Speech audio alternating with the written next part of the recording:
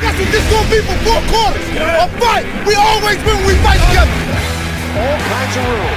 Sproles, touchdown. And it's picked off. Zach Ertz got there, touchdown.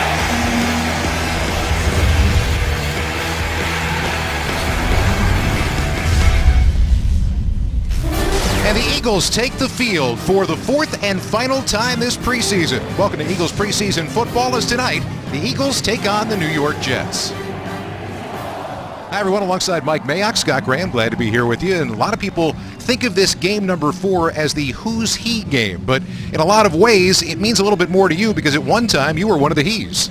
I get a little frustrated when people say this game means nothing. Every year I was a bubble player, and week number 4 was everything to me. So when I look at this week, what I see is this weekend, every team in the league is going to go from 75 players down to 53. And what that means is that hundreds of young men who spent their lives dreaming of becoming NFL players will wake up on Sunday morning and no longer be one. So I really believe we got to respect this game a little more than that. And in a lot of ways, there is still some work to be done in terms of a couple of players, a couple of position groups for the Eagles heading into this 4th and final game. At one spot, a couple of guys who have not had a whole lot of reps over the course of this preseason, the linebacker spot. A couple of veteran guys, and obviously they signed Stephen Tulloch a couple of weeks ago. Now, at age 31, Tulloch's got to show he can knock the rust off and compete for a starting job. Michael Kendricks didn't play the first 2 weeks, practiced and played last week, week 3 against Indy. Didn't think he had his best game. He's got to show he can fight through nagging injuries and show some pop and energy like he did early in his career. Another spot to keep an eye on this evening, some guys that are battling for positions on this roster and for positions on the field are the cornerbacks. Yeah, the cornerbacks, I mean, at this point, I think there are 2 guys perhaps fighting for one spot. And Nolan Carroll has played great. We all know about that. But at the other end of the roster, second-round pick Eric Rowe, just a year ago, very talented kid, but I haven't seen the burst. He looks hesitant to me. It's a big night for him, and the contrast is, how about that rookie free agent, C.J. Smith from North Dakota State? He got Rowe's reps a week ago, took advantage of them. It's going to be a big night for both those young corners. They're going to be playing for all they're worth as they try to find a spot on the 2016 roster. We'll be back with the starting lineups and the opening kickoff. It's the Eagles and the Jets as the preseason wraps up tonight. Tonight's broadcast is brought to you by Michelob Ultra, the superior light beer. AAA. For every bump on the road of life, visit AAA.com. Coca-Cola. Taste the feeling. NovaCare Rehabilitation. The power of physical therapy. NRG, the official energy provider of the Philadelphia Eagles. And by Rothman Institute at Jefferson, the official orthopedic partner of the Philadelphia Eagles. Well, here at Lincoln Financial Field, 4th and final preseason game. Doug Peterson trying to go 4-0 here in the preseason. As we get ready, let's take you down field side right now. The third man of our broadcast crew is standing by, Dave Spadaro. Thank you very much, Scott. Here's the very latest on offensive tackle Lane Johnson. He won't play tonight. The Eagles are proceeding as if Johnson will be part of this 53-man roster. They've heard nothing from the NFL. So moving forward here, as you look to Saturday and the cut down to 53, expect at this point Lane Johnson to be part of that group. And if all goes as according to the way the Eagles think right now, he'll be the starting right tackle next Sunday against the Cleveland Browns. And Mike, when you take a look at that, obviously if you are Doug Peterson, you've got the guy who might very well be your best offensive lineman. If he's available, you're going to play him. At the same time, what does that mean roster-wise in terms of a spot just in case he is not playing somewhere down the line? From 2 levels, it's highly frustrating for the entire coaching staff because, number one, you've been practicing with Alan Barber at right tackle and Sayamalo and Wisniewski at left guard for the last 2 weeks. The NFL won't tell you when this ruling's going to come down, so all of a sudden you're going to kick him back to right tackle, you're going to kick Barber back to left guard, and then it's going to affect the bottom end of the roster. Do you keep 10 offensive linemen? Do you keep 11? If he's suspended, you get a roster exemption.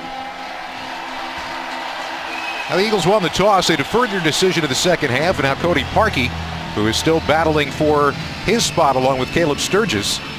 9 kickoffs, 3 touchbacks. Jeremy Ross, 4th-year wide receiver out of Cal Berkeley, standing back deep in his own end zone. A little bit more temperate night for football.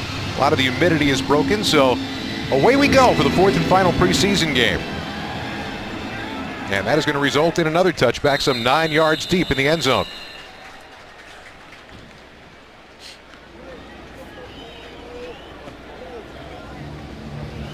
So the New York Jets come out, and Bryce Petty is going to get the start. Ryan Fitzpatrick is the incumbent starter and back again. Geno Smith will not be playing in tonight's game. So Petty, in his second year out of Baylor. I talked to Chan Gailey, the offensive coordinator, down on the field before the game for the Jets. I said, you got a lot of young quarterbacks running around. He's like, Mike, we got Petty, a second-year guy, Hackenberg, a rookie second-round pick, Geno Smith only in his fourth year, but luckily Ryan Fitzpatrick, the veteran, starts for them. Petty's taken the most snaps of everybody in the preseason, and first play run on the football, Harry Robinson with a pickup of 7 off the right side. Look at the Eagles starters on defense, presented by Coca-Cola. And obviously a different look than you're going to see during the course of the season. You're going to see that at all levels here this evening. But Kendricks and Tulloch, we're going to keep an eye on those two this evening as they get some reps here that they had not had throughout the preseason. Mills and Rowe are the corners, Watkins and Countess are the starting safeties. Second down and 3. Back to the ground again, and that one is shut down nicely. No room to run off that right side of the offensive line. Stephen Means bottling things up. Bo Allen came in. That matter, so did Marcus Smith. It sets up a third down. Bo Allen probably won't play that many snaps tonight. He's really a key man in that defensive tackle rotation. And when we talk about Jim Schwartz, well, one of the things he told us early was that he expects Fletcher Cox and Benny Logan to play less snaps this year, be more productive, because they've got a guy like Bo Allen in the rotation. In general, as you've seen throughout the preseason, the Eagles try to get pressure with a 4-man rush. They'll do that now on third down. They're coming hard after the quarterback. Petty stepping up, and it's incomplete. Coverage from Jalen Mills. That one falls by the wayside, and the Jets are going to be forced to punt it away. And again, they've had a lot of pressure from their front four. Watch Marcus Smith, the former first-round pick, working on the left side against Brandon Shell, rookie fifth-round pick. Keeps coming, keeps pushing. Bo Allen collapses it inside. They force Petty out, and good coverage downfield. With the punting unit on, you're going to be seeing something a little bit different tonight. Paul Turner getting an opportunity to return punts. And his first opportunity comes from the 26. A shake and bake move gets him out across the 35, and a 12-yard return will set up the Eagles for their first offensive drive. Now the first-round pick for the Jets, Darren Lee from Ohio State, played almost the entire snap with his helmet off. The helmet got knocked off at the first 10 yards, and he kept going. Watch him come in right over here in the middle of the screen. Right there's the hit, and watch the helmet pop off. Darren Lee says, okay. All right, I'll run. At Ohio State, that would be a penalty. If you continue to move in college football with a helmet off, they throw a penalty on you for safety reasons. Chase Daniel gets the start at quarterback here in preseason game number 4. And a timing route on first down to the outside for David Watford, rookie out of Hampton. Gets it out to the 45-yard line for a pickup of 7. Daniel, 23 out of 38 this preseason. He's thrown a touchdown and yet to throw an interception. Had to do a serious radio thing with Pat Kerwin today, and then he said there's a lot of buzz about whether or not Chase Daniel will be traded to Minnesota. And I was like, I really don't think so. He's kind of the insurance policy Doug Peterson has, whether he's backing up either quarterback. With time throwing right through the hands of Chris Pantelli, and we'll set up a third down. Starters on offense presented by Coca-Cola, and as we said, different starting look that you're going to see, especially across this line. Big V starting at right tackle in this ball game. Darrell Green's had a heck of a camp. Josh Huff and Dorial Green back on the starting receivers along with Paul Turner. Here's Big V, rookie out of TCU. I really enjoyed watching his tape. Kind of a finesse cut tackle in college. He's getting a little stronger, and I think he will. Third down, they need 3. Little timing wheel route out of the backfield and just over the hand of Byron Marshall. It's pretty well covered. And the Eagles will punt it away. And again, Vaitai, the 5th-round pick, the right tackle, has good feet, long arm, Did a nice job off the edge there.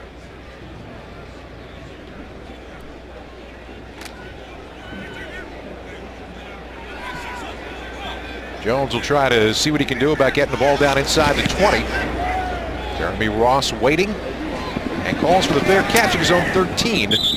And that's where the Jets will have it when we come back after a 42-yard punt from Jones and no return.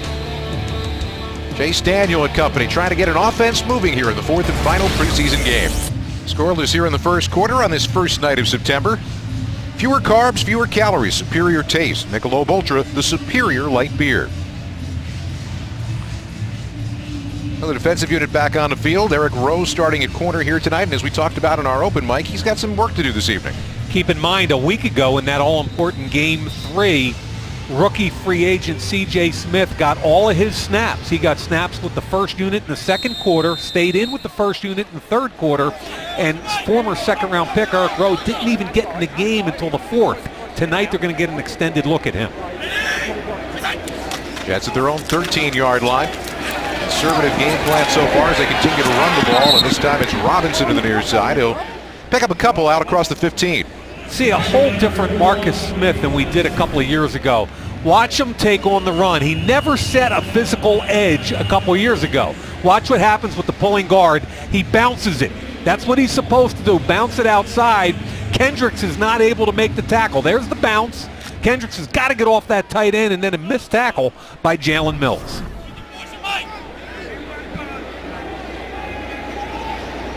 Gain was 3 on first down, so second down and 7. And back to the ground again, and this time, talk about getting into the backfield. My goodness. Marcus Smith was right there to greet Robinson almost as he got the football. Watch the swim move up and inside the offensive tackle. Really good move that time, and that's Shell, the 5th-round pick, number 72 from South Carolina. His grandfather, Art Shell, from the Oakland Raiders. And he showed a little rookie right there. Didn't he? I tell you what, we didn't see that kind of quick twitch aggressiveness out of him. Marcus Smith has come on in this training camp. Low snap. Petty with a little bit of time. Throw in, and it's going to be short of the first down as Tulla comes up to make the hit on the tight end, Jace Amaro. And a good job. And Jim Schwartz's defense on 3rd and long typically plays zone. They want their eyes on the quarterback and react up and make a short tackle. Tulloch, one-on-one, makes the tackle, gets him off the field. Paul Turner getting that opportunity, as we said again, to show what he was able to do as a guy on special teams and part of the return game. Yeah, this is big for him. Catch it. Oh, you got to catch that ball. It ended up taking a hard turn over the sideline. 58 yards on the punt and no return as the Eagles take over at their 20. This is a huge night for rookie wideout Paul Turner. He's returning punts. Now look, this ball's 58 yards in the air, and I know it's a tough catch, but you got to hustle your tail off and get over there. Look where the coverage team is. They're not even close. If you catch the football, you're going to pick up at least 10 to 15 yards. So it's 58 gross, 58 net, and if Paul Turner catches it and gets up the field, he picks up a minimum of 10 to 15 yards. How much of that is inexperience at being a punt returner? I think part of it, and I return punts, and I know that was a tough catch, but if you're trying to make a football team, I think that's a catch you got to make. All 3 and out so far for both offenses, and a flag now on the first snap for the Eagles.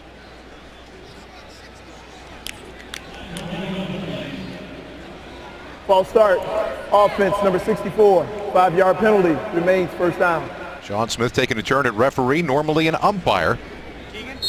Join Philadelphia Eagles players and alumni on Apple Vacations Beach Blitz in Mexico in 2017. Log on to applevacations.com/Beach Blitz for more details.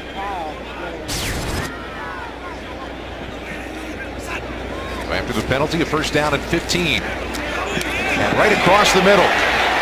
And Dorial Green-Beckham showing a lot of what he can do, including yards after the catch. It's going to be good for a first down after the 31 on a 16-yard pickup.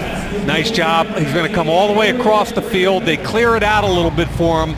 Underneath, had the big catch last week in the end zone. Now watch the hit Justin Burris puts on him. That's a rookie 4th round from North Carolina State. Chase Daniel gets buried. Got to drop that shoulder pad lower, DGB. Nice throw. How about this? Nice throw. Back-to-back first downs for Dorial Green-Beckham. That one was good for 15. I really believe Doug Peterson wants to get this guy as much confidence as they can heading into the season. He wins on press coverage, and look where the location of the football is. That's an outstanding job against press coverage. Beat Kevin Short, first-year player for the Jets. 2 catches for 15 yards and that touchdown last week. Give through the middle, and Byron Marshall fights his way up near the 49-yard line, a pickup of about 3 yards. Watch the right guard, Darrell Green, pull here. This is a heavy-handed, large human being. Watch what happens. He's going to pull, little trap block, bang! Sit down, son. Jarvis Jenkins found the turf here at Lincoln Financial Field a lot quicker than he thought he was going to. That is a heavy-handed dude right there. On 2nd down, Daniel, plenty of time, and firing to a wide-open receiver in Turner. Out of the Jets' territory near the 31-yard line, a 21-yard pickup. It's called a deep over, typically run off play action. You're trying to get a separation between the linebackers and the defensive backfield. Turner's going to come, and here he comes across the field. Look at the separation between the linebackers and the deep group, and that's because of the play action fake. Chase Daniel looks sharp now on this drive. First down from the 31. And breaking a tackle for a pickup of about 1 yard is Marshall. He's kind of an interesting player who we haven't seen much from in this training camp. Now, he's 5'9", 201, a rookie free agent out of Oregon. A very similar skill set to his old teammate Kenyon Barner. I think he's an ideal candidate for practice squad. I don't think he's going to make the 53. There's still some questions that need to be answered. Talk about those as the night wears on. For Josh Huff here. That's who it's for. Unfortunately, the Jets saw exactly what you saw. Darryl Morris comes in to blow the play up for a loss. They want to manufacture touches for this guy and get Tobin out in front of him. The timing is not here. Okay, watch the ball come out. Tobin tries to get you can't run that play. That play's counterfeit if that corner's up so tight. They've got to give him a chance to get off Darryl Morris.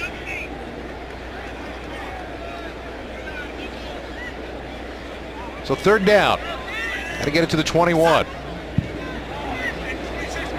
That's nearly jumped.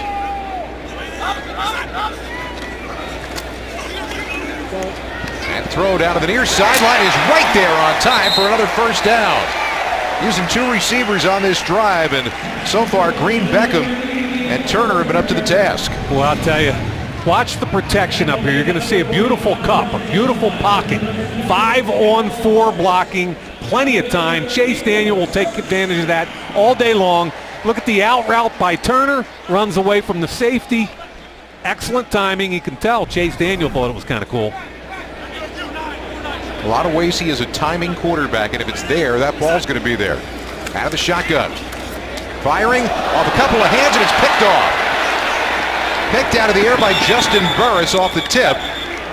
And a red zone interception turns away a scoring threat. As good as everything was by Chase Daniel, that was a poor decision. His eyes took it right there. I think it was Twan Jones, 49, gets his hands up. Tip drill. Just past the midway point of the first quarter, Mike, we talked about the fact there are positions to be won out there tonight. Yeah, I think they're going to keep 5 or 6 corners. McKelvin, Carroll Brooks, and probably Jalen Mills are in on the bubble. C.J. Smith, the rookie free agent, and Eric Rowe. Unfortunately, I think Ja'Cory Shepard, a late pick from a year ago because of his injuries, are out. And I kind of like Shepard, but he just hasn't had the opportunity to show anything. Otis Smith lining up in coverage now as the Jets take over at their 15. Petty setting up a screen. And lots of room to run with a good block on the outside. Rumbling ahead is Robinson, and he's going to have first down yardage out across the 30-yard line. Jimmy Schwartz doesn't like that. Kyrie Robinson fourth-year player. They signed him as a restricted free agent out of New Orleans.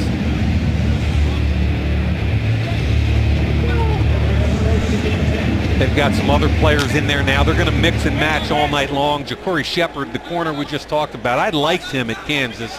He got hurt, missed all of last season, and wasn't healthy until recently. And it's really a shame. I like that kid coming out of Kansas. Petty with a rush coming, had his screen set up but misfired on the throw. And instead of hitting his man, hit Dakota Dozier, who was out in front blocking. Yeah. Kyrie Robinson was the intended receiver on the exact same screenplay, and he was on the ground.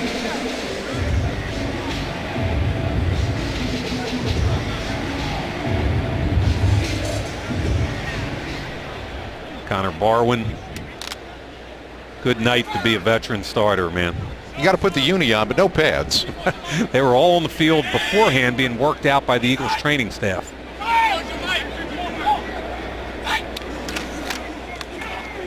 And once again, it's Robinson. And not a whole lot of room to run. Got himself a couple out to the 33-yard line. Third down coming up. Aziz Chatou on the inside did a nice job there. He's on that line right now. Rookie out of Stanford. Had another year of eligibility. I was surprised when he passed it up. Thought he had a chance as opposed to be a rookie free agent to move up in the draft ranks. Just turned 22 years old. That's Amaro, the tight end in motion now on third down. Jets got to get it to the 41-yard line. Petty's got some time. And throwing to his open receiver for first down yardage. Got a late flag coming in. That could be offensive pass interference after the catch by Marshall. We'll have to wait and see. Looked like a busted assignment out there also. Jalen Mills looking very relieved. It could be an offensive penalty.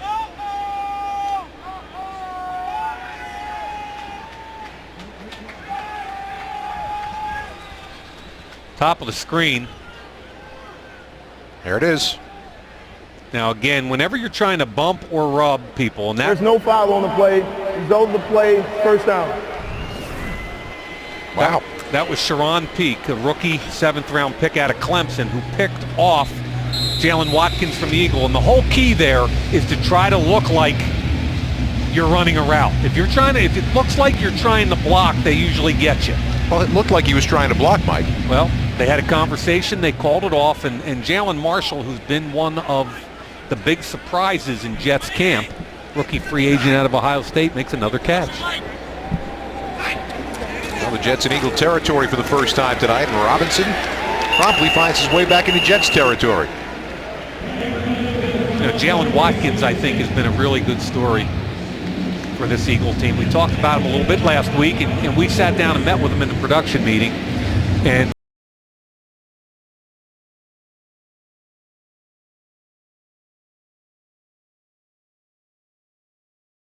out of an SEC school, very confident coming in, and he got cut. And I think that opened his eyes a little bit. Spent time in Buffalo on their practice squad, working against his brother, Sammy Watkins, and came in this year with a completely different attitude. There's no doubt that was a jolt for him in terms of his career, as Robinson works that right side down inside the 45. Working in behind big number 71 for the Jets, who happens to be a Villanova grad, Ben Ajalana. Ajalana was a 2nd-round pick of the Indianapolis Colts, has had trouble staying healthy. He did a nice job there on Destiny Vayo, the rookie free agent of the Eagles. Now, he came out of Villanova, as you said, picked by Indianapolis, and tore his ACL after just 4 games of his rookie year. Hey, we got a lot of Philly kids in the game tonight, and I think that's kind of cool. That's fun. On third down, Petty wants it all up the sideline, got a man, and it's there for the touchdown. Speaking of Temple and Villanova, Robbie Anderson, the rookie out of Temple. Another surprise, Scotty, in their camp this year. He's 6'3", 190. He's going to get outside of Ja'Cory Shepherd, and now it's speed. Robbie Anderson's always had speed. The ball's perfectly thrown by Petty. This kid had 4 catches last week against the Giants, 6 the week before against Washington. And he knows that sideline pretty well. Temple tough. And he's got a head coach that's rooting for him, because Todd Bowles, as we all know, is a Temple grad also. Temple Owls will start their season against Army this weekend in week 1 in college football. I talked to Todd Bowles before the game. He said as they were leaving their hotel locally, Temple was coming into the same hotel because they've got Army, and he had a chance to spend some time with Matt Rule and a bunch of their players, and just was really excited about Matt and that program. Todd Bowles wants to try the 2-point conversion offense here in this 4th and final preseason game. Why not? Running it out of a spread. And Petty coming near side, misfires, looking for Peak. So the conversion is no good. But a 44-yard touchdown thrown by Petty. And the Eagles find themselves in an early hole, saving people money on car insurance for over 75 years. Coming this fall, don't forget to pick up your Eagles and Coca-Cola specially marked packages. Saw Brandon Marshall a moment ago. I asked him down on the field, Scotty, I said, how you feeling? You healthy? He said, Mike, I'm 11 years in. You're never healthy.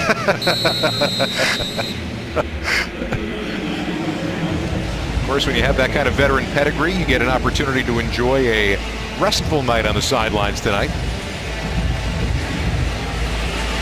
Nick Folk kicking it away. And that is going to be potentially returnable. And Marcus Johnson up that left side. It's thrown down late. Gets it up across the 20-yard line. The Eagles, Chase Daniel will start at the 21, trailing by 6 here in the first quarter. Gatorade knows it all begins from within, but it takes both training and fuel. Win from within. Let's take it out of Dave Spadaro. I'm here with Eagles Vice President of Player Personnel, Joe Douglas, looking at this game through a different prism than most of us here. What can you take out of this game that the viewers who are watching can't?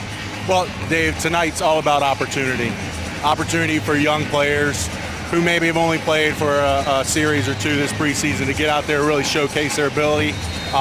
Like Coach Peterson says, let your personality show. Go out, make plays, show your passion. What's the challenge, Joe, with scouting this game, and then there's 30 other teams out there that are going through the same thing? You've got a lot going on right now. Yeah, it's a pretty big process, you know, and it starts with a great group of guys, from our assistant director of player personnel, Andy Weidel, to our director of pro personnel, Dwayne Joseph. We're out canvassing 31 other teams. By the end of this process, we're right up over 1,000 players, and it's really all hands on deck mentality. So it starts with that process, and by the time that we get to cuts tomorrow, we're going to be ready. Yeah. So the cuts are 53 by 4 o'clock on Saturday. What is the process like? You know, it's a tough process because it's probably one of the worst days you have as a personnel executive, saying goodbye to some players that have just laid it on the line for you every day. Whether they've been here a couple of years or just got here this week, so that's a tough part. But then it's also going back to opportunity. It's an opportunity to maybe upgrade your roster at a couple spots from teams that may have a lot of depth at other positions. Joe, thanks so much. Good luck. Appreciate it. Joe Douglas, representing well the University of Richmond. Scotty, I've known him for 15 years, and Howie Roseman, I think, did a great job in that hire. VP of Player Personnel. He's an old school evaluator. Came out of that Baltimore Ravens system for about 10 or 12 years. He's awesome. On third down, Turner can't quite get it turned upfield. He might have had a little bit of room, and he made the first man miss. But the Eagles are going to have to punt it away. That's pretty good coverage there. Eagles are big on third down, anticipating man coverage and trying to run crossing routes, let a guy catch it and run. Most teams don't throw the ball vertically down the field a whole lot in preseason because they don't want to get quarterbacks killed.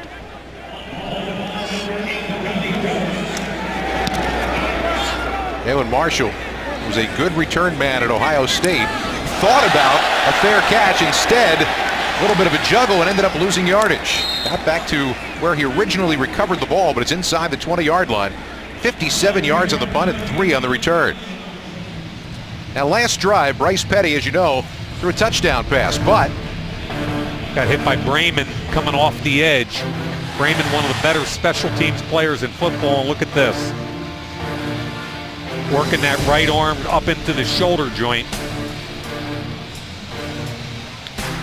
Petty was a 4th-round pick out of Baylor 2 years ago. Came out of that Big 12 conference where all they do is throw the football and never under center, never call a play. So he's a talented kid, but he's got an awful lot to learn about the NFL game. If you're a Penn State Nittany Lion fan, get ready. You're going to see a lot of Christian Hackenberg, it appears, for the rest of the night for the New York Jets. They didn't blow the whistle there, which can be dangerous. You're exactly right. Hackenberg, I thought, was one of the tougher evaluations I've ever had to do covering the NFL draft because he has so much ability. You draw it up like that kid right there. His size, he's 6'4", 228, huge arm, smart kid, but his tape was frustrating because some of it was really good and a lot of it was really bad. So what you're doing in the second round is you're betting on this kid and his upside. His first touchdown pass in their game against the Giants last week. That's a good hole in the middle and a nice hit at the end of that run by Ed Reynolds. Late flag coming in. Love to see Reynolds finish the play like that. Remember, he struggled on that punt that was blocked last week. That was on him, the Eagles punt block, and he's got to make this team on special teams. Watch the hit at the end. At the end of the play, boom. Unsportsmanlike defense, number 30. Oh, come on. Taunting. Oh, that's taunting. his first unsportsmanlike of the game. What did he do? He's overplayed first down. Great hit. Right. What did he do? Right there. Oh, wow. Okay. That's really, I mean, he stood over him and kind of got a, anytime you make a hit like that as a defensive player, you're fired up. I don't think he was trying to show up the offensive player, but that's why it was called. I kind of struggle different with game, that isn't one. Yeah, I mean, I really struggle with that one. And if you're him, tonight's about evaluation, so who cares? Great hit. Hackenberg in a lot of trouble, got rid of it as Means was throwing him back near the 30-yard line. This kid's had a heck of a camp. Off the edge, he's got to stay home. It's naked bootleg. All the flow goes away from him. Really well disciplined, athletic enough to stay outside. Hackenberg gets rid of the football. The question is whether or not it was a grounding. I don't think it was. Intentional grounding. Ah, come on. Offense number 5. He's out of the pocket. The ball did not make it back to the line of scrimmage. The ball be placed at the spot of the foul. Lost it down. Second down. See, I know that rule, obviously. He's outside the pocket, but it has to get to the line of scrimmage. However, if you're in the arms of a defensive end and you can't have the impetus to get the ball far enough, look at it. I mean, forget the line of scrimmage. The rule of it is, it didn't cross the line. I know that, but he didn't have the arm to be able to do that because of Stephen Means. I'm getting all fired up here, You Scott. really are. Back-to-back plays. Sorry, man. No, it's good when you're like this. Peak in motion. And Hackenberg has a pocket to throw from, but a little bit too low. It was intended receiver Brandon Bostic.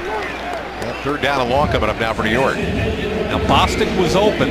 I think he wanted the deep over route. And it was a poor throw by Hackenberg.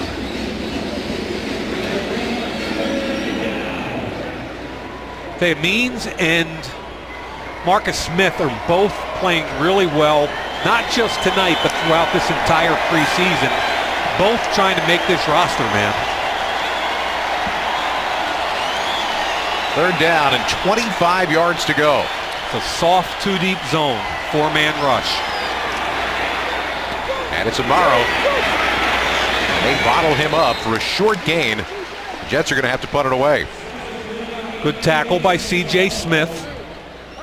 That's a Jim Schwartz, third and long, too deep, soft, rally up to the football, make a tackle. Get off the field. Yep.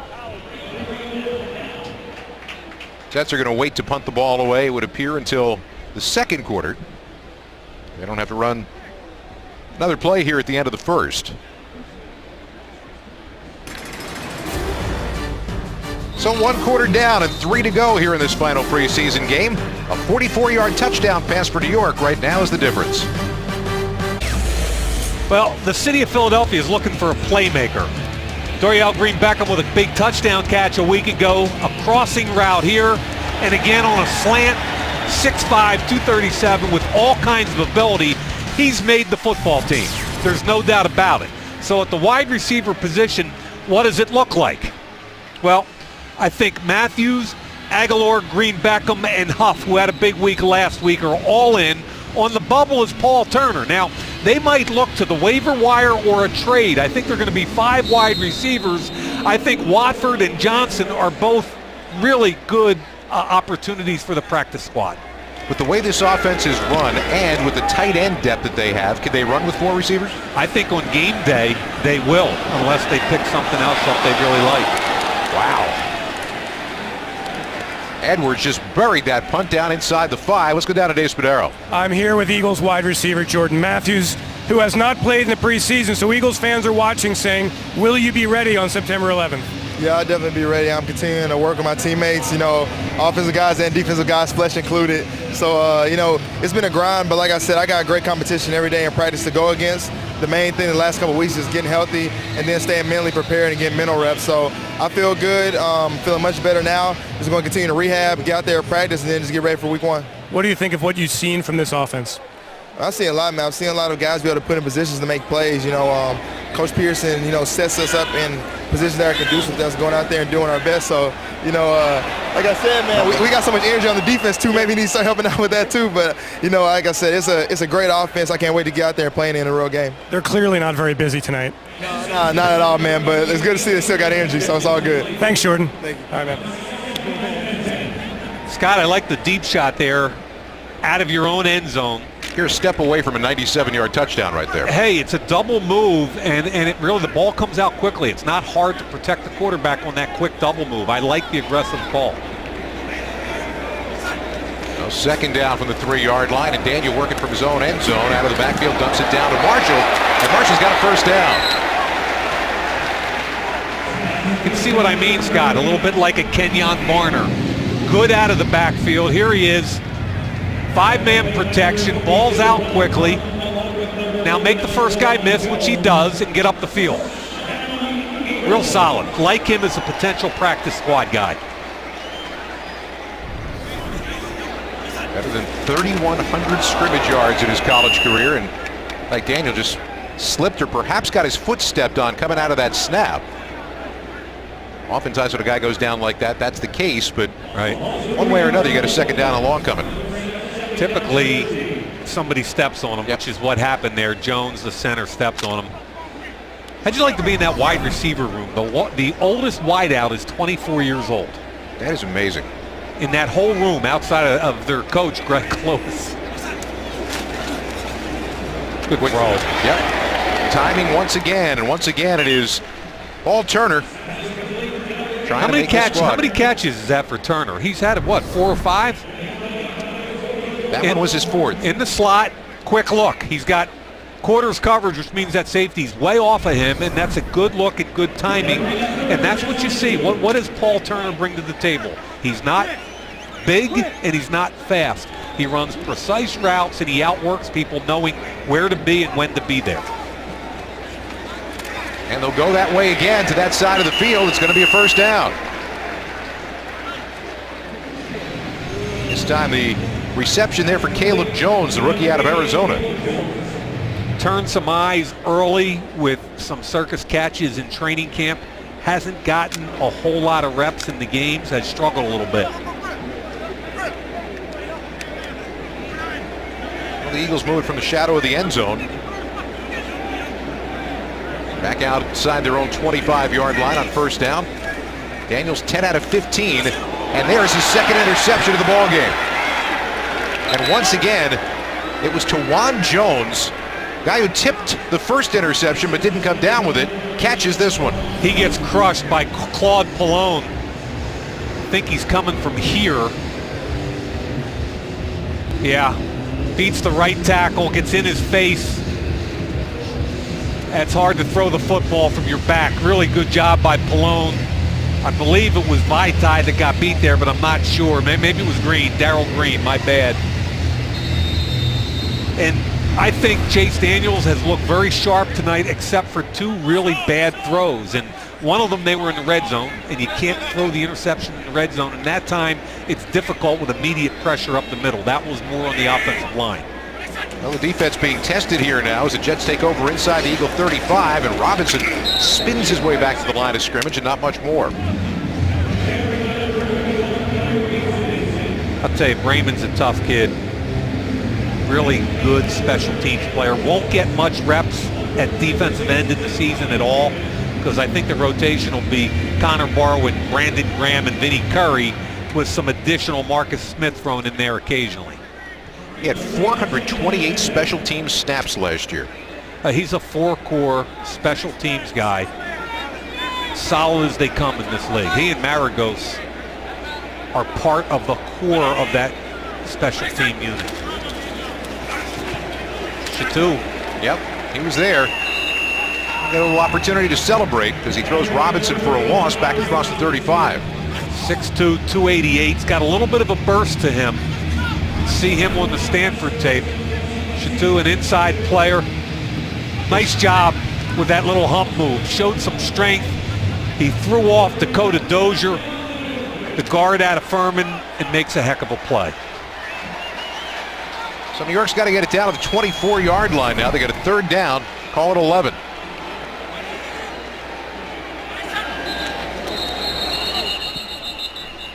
Whistles and flags and a false start.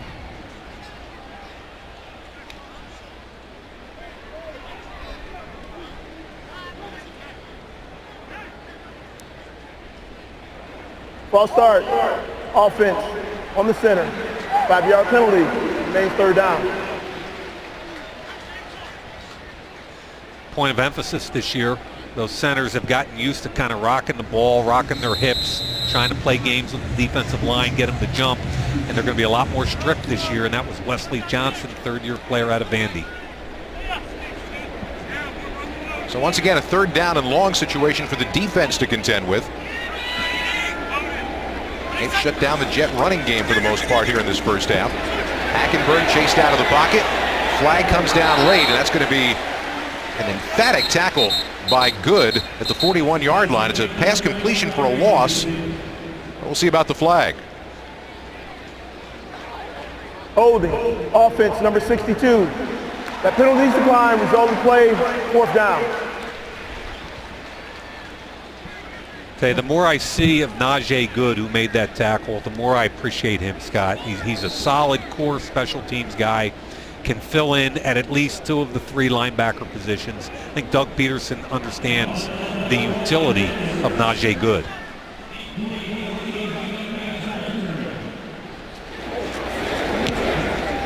Another opportunity for the Jets to bury the Eagles back deep. This one, however, takes that top spin and spins its way into the end zone for the touchback. Chase Daniel came into tonight with no picks this preseason. He has thrown 2 here tonight. But taking a look at the bubble for the interior offensive linemen now here, Mike. Yeah, I think the core of that is Kelsey, Brooks, Sayamalo, and Wisniewski.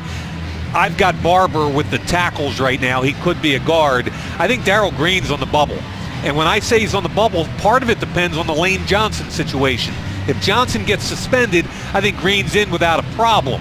However, if Johnson plays week 1, you've got to decide what to do with Darrell Green. He's either going to be on the 53 or the practice squad if they can sneak him through. But he's a heck of a young player, I believe. The uncertainty of the timing of all of that has left a lot of decisions in a lot of ways up in the air. Eagles take over at their 20-yard line. And Marshall dropped after no gain. And Barrett Brooks I had there as a player that wasn't going to make the team. You see Big Barrett 77 right there. He's a good football player out of Alabama. I think another potential practice squad guy.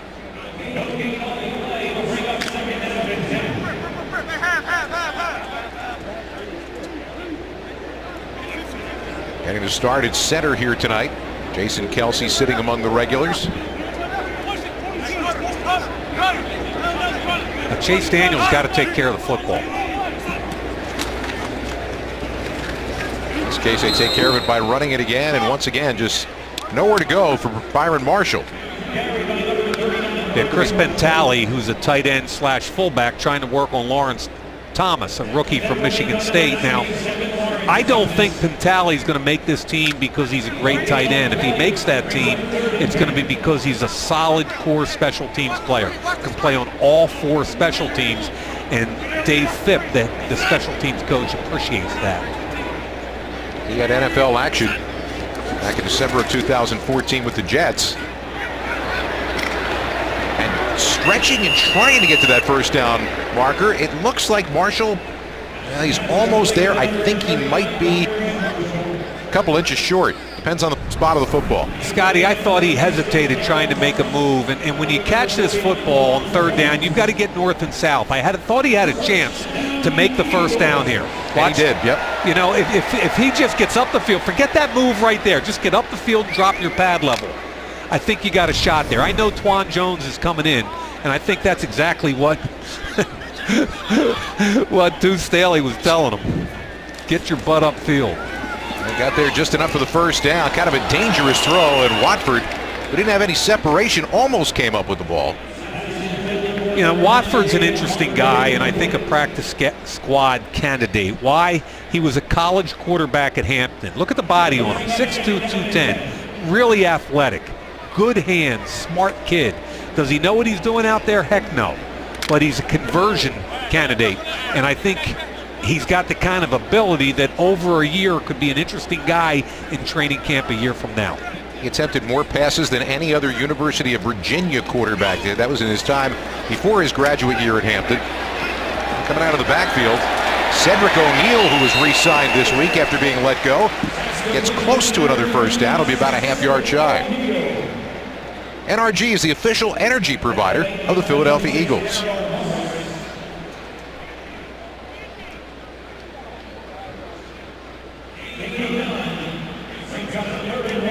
Look at that night sky.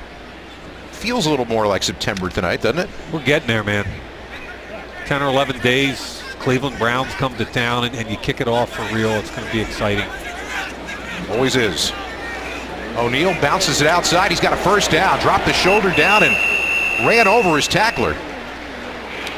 Physicality of O'Neal. Now, he got released last cut. They had to bring him back because of depth with Smallwood being out with an injury. I think he's got a little edge to him tonight, trying to put some tape out there. Probably knows he'll get cut again by the Eagles. But again, what tonight's all about for all 32 teams is these young guys trying to put their best efforts out there on tape. He's going to get an opportunity to do just that tonight. The Eagles really have only two guys that are going to be running the football.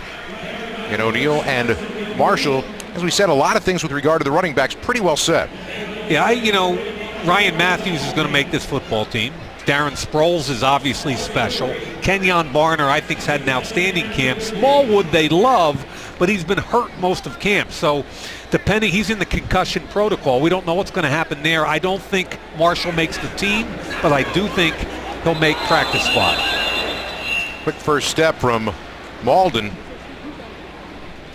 He was in the neutral zone, I believe. Scott, I think we have to... Neutral zone infraction. Defense number 55. 5-yard penalty. Remain second down. I think we have to qualify for people what practice squad really means, Scott. And I think a lot of people just assume that you can name a guy to your practice squad. What happens is you have to release everybody down to 53 active players. And you can't name your practice squad till the following day. So 31 other teams can sign guys that you might want to put on your practice squad. Like Peterson said, there's some guys you say to them, all right, well, we're letting you go. Don't go anywhere yet because we're hoping that we're going to be bringing you back here tomorrow. But again, as you said, everybody who is in that position is fair game to every other team in the NFL. Keep in mind, as you reduce down to 53 active, there could be 600 or 700 players released in the same 24-hour period. So Howie Roseman and his staff is going to have a huge job. Typically out of the 10-man practice squad, 7 or 8 are homegrown, and you might find 2 or 3 that you like from other teams. On third down, go across the middle, and McFarland, McFarland, the rookie tight end out of UTEP, is upended at the 47-yard line by Doug Middleton. Yeah, Middleton's an Appalachian State guy, and again, third down, looking for the crossing route. The Jets very aware of that, sitting in the zone coverage, and Middleton makes the short tackle. How about 46 right there, the long snapper? Apparently he had a good night the other night, Scotty. It wasn't a good night. It was an incredible night. Jones punting it away. Might have gotten a little bit too much of it, and he did. It's going to bounce on through the end zone for the touchback. 4:50 left to go here in the first half. And the Eagles still down by 6. New York on top, 4:50 to go here in the first half. Eagles Charitable Foundation is going to host its annual Radiothon September 6th and 7th on Sports Radio 94 WIP. Tune in for a chance to bet on some unforgettable Eagles experiences and a trip for 2 to the Super Bowl. All proceeds will benefit Eagles Charitable Foundation. There's the radio announcers for the Eagles, Merrill Reese and Mike Quick. You mentioned before we went away, the number 46 had himself a pretty good night the other night. It was a great night. John Dornbos competing on America's Got Talent with an illusion, he's a magician, an illusion that included snapping footballs up against a map of the United States, all 4 faces of the judges, dollars with states' names on it. One of the most incredible things I've ever seen. And he made it, we found out last night, to the finals. And quite the showman also on top of it. Oh, he was just tremendous. Yeah. Let's take you down to the field, down to another showman, Dave Spadaro. I'm here with Eagles defensive tackle Benny Logan. And the big question, is the defense ready for next week? Oh, yeah, we're definitely ready. We got fruit there we got to touch up on and game plan-wise for Cleveland, but overall I think we're definitely ready. We really came out in the preseason, made a statement, so we just want to carry over to the season. What's it been like for you, Benny, going from a 3-4 to a 4-3? It's been fun. I had my ups and downs, the OTAs and training camp things, but once I got a hang of what they were asking me to do, it's been a really fun transition with the guys, Brandon Graham, Fletcher, and Counter and Bo. Just all the guys up front, been a great transition for us, but we just really looking forward to go out here and just make a statement in the season. All right, thanks, Benny. Come on, bro. I'll tell you what, at some point or other, Dave Spadaro's just got to give Fletcher Cox a microphone and get it over with. Just give him the microphone and get it over with. That man's got entirely too much time on his hands tonight.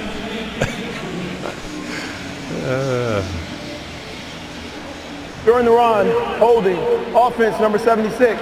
10-yard penalty from the spot of the foul. Replay second down. Wesley Johnson called for the hold, and that negates a big gain and a first down for the New York Jets. I was at practice the other day. Look at Big 74, Jake Metz. Now, he's a local kid, Solderton High School, then Shippensburg. In the 14 draft, he didn't get drafted, went to the Philadelphia Soul, didn't play much in 14. Bigger, stronger, quicker. Ended up with 8 sacks in the Defensive Lineman of the Year in arena football. The Philadelphia Soul won a World's Championship the other night by beating Arizona. And a couple days later, this kid's in training camp trying to win a spot with the Eagles. He was at a ceremony at City Hall yesterday and had a special shout out from his head coach, who then told everybody, oh, by the way, he's going to be with the Eagles tomorrow night. You know what? I spoke with him after practice, and what a cool kid. You can see him down here. He's 6'6". He's listed at 265. I asked him what he weighed. He said 255. Gauze should have made that tackle. What do you get from this kid, Metz? You get length at 6'6". You get a relentless motor. You get a kid that can still get bigger and stronger, I believe. And is he going to make the 53? No, but he's going to put some stuff on tape tonight. And I hope the Eagles or somebody take a look at this kid as a potential practice squad player. Flag down on the play. Hackenberg throwing, and good coverage on that far sideline from Jalen Mills.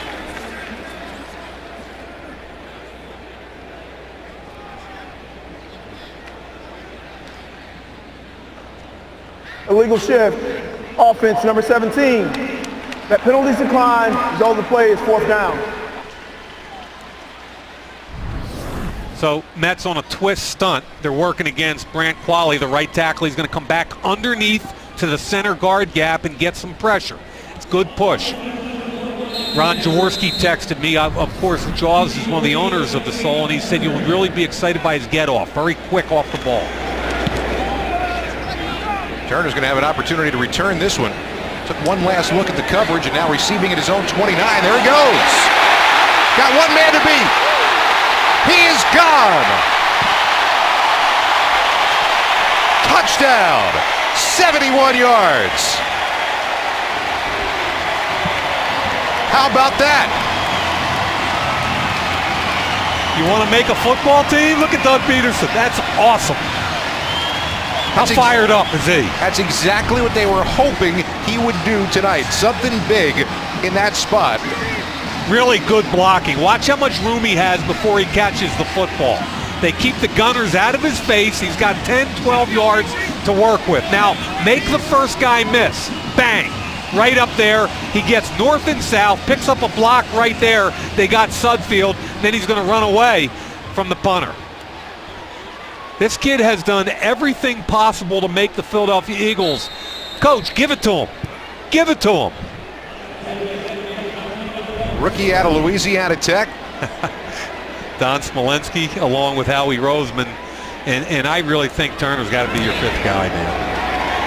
Park, he nails the extra point. The Eagles have the lead, but most importantly, Paul Turner has opened a lot of eyes upstairs and with his teammates as well.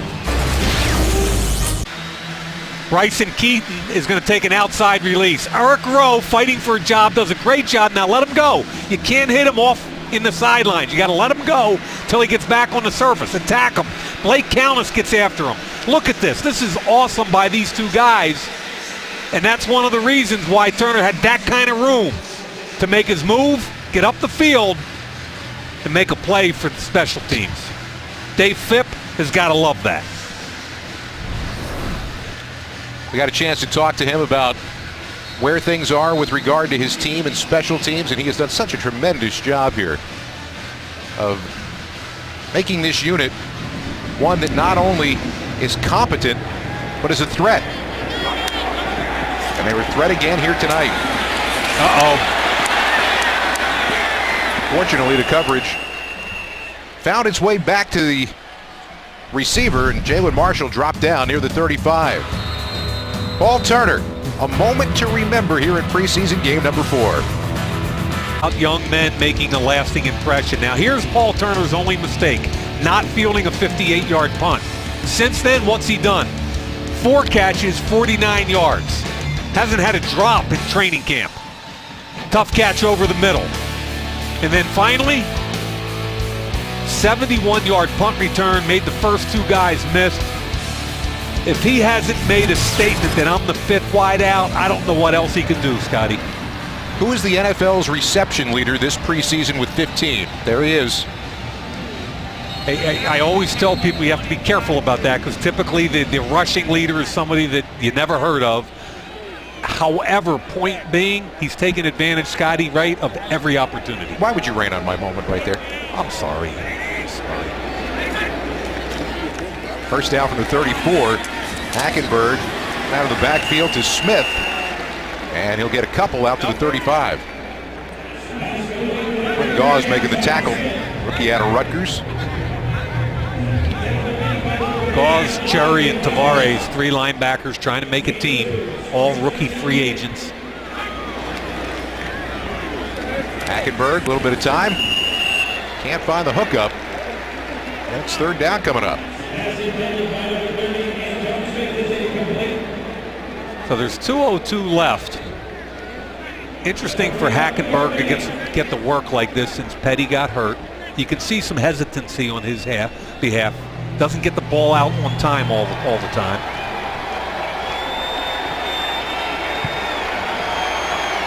There you go. Look at the soul. Soul's here. Their teammates on the field. Yeah.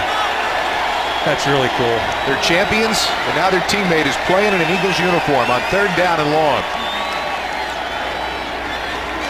Going back near side. Pretty well covered in a nice open field tackle made by Reynolds. Going to bring us to the 2-minute warning. Ed Reynolds did not hesitate, man. He flashed right to the ball, made a play. 2-minute warning. Late first half here in preseason game number 4.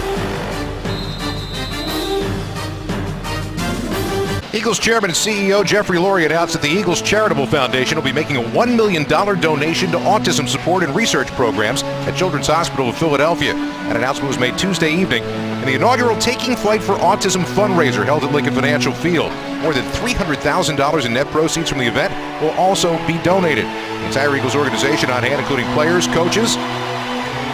They joined approximately 700 guests to raise funds and awareness for this important cause. The Eagles Charitable Foundation extends a very special thank you to everyone who helped make the event such a success. That's very cool. Saw Rodney Peete and Holly Robinson Peete on hand. There's Jake Metz. Look at the soul. Posing with the trophy. Yeah. So look at it. He's smiling, yelling at his boys. He was so excited. I asked him if he had Eagle seasons tickets when he was a kid. He said we couldn't afford them, but I used to hang around the stadium trying to get in with somebody's discounted tickets. I'm sure he had some success. Oh, yeah. And they said, who's your favorite player? Brian Dawkins. There you go. Turner's got a little bit more room. Trying to find some magic again. Little hesitation move got him out to about the 15-yard line for a 6-yard return. Introducing Simply Right Checking from Santander Bank, a new checking account that's convenient and gives you more control. Sounds simple, doesn't it? Visit one of their branches or santanderbank.com/simple to learn more and sign up today.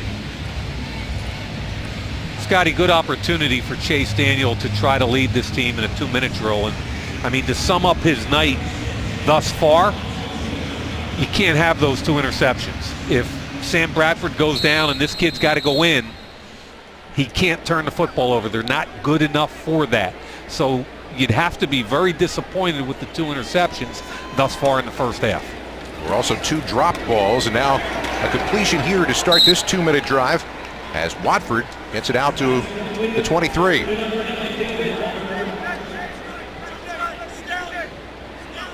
Eagles with all 3 of their timeouts. Good opportunity here in the 2-minute drill. And Daniel gets hit from behind. Once again, it's all about timing. And that time, Trevor Riley got there before Daniel could release the ball. You know what happens is the chip actually messes up the tackle's block. Watch the running back chip the defensive end and knock him inside Dylan Gordon. So they were trying to help out Dylan Gordon, and that's a teamwork thing. Dylan Gordon, the former tight end, has got to learn that when he's anticipating a chip, he's got to take an inside leverage instead of head up or outside. Coming up at the half, Santander presents Sights and Sounds, an inside look at the preseason from the players' perspectives. Plus, we'll review the stats and standout moments from the first half.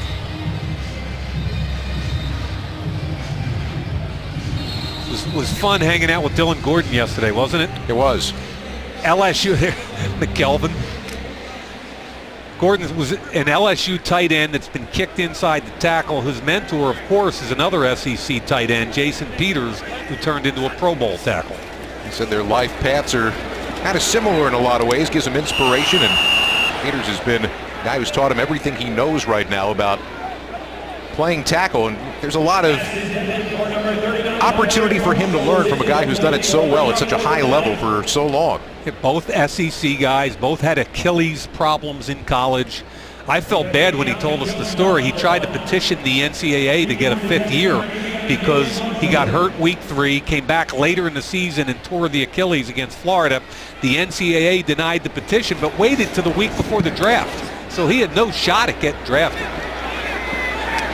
Jalen Marshall a chance to return one. And bouncing off a couple of tackles, will get dropped just outside the 46 with 50 seconds to go here in the half. We're heading toward this, of course, the regular season, which begins a week from Sunday right here against the Cleveland Browns.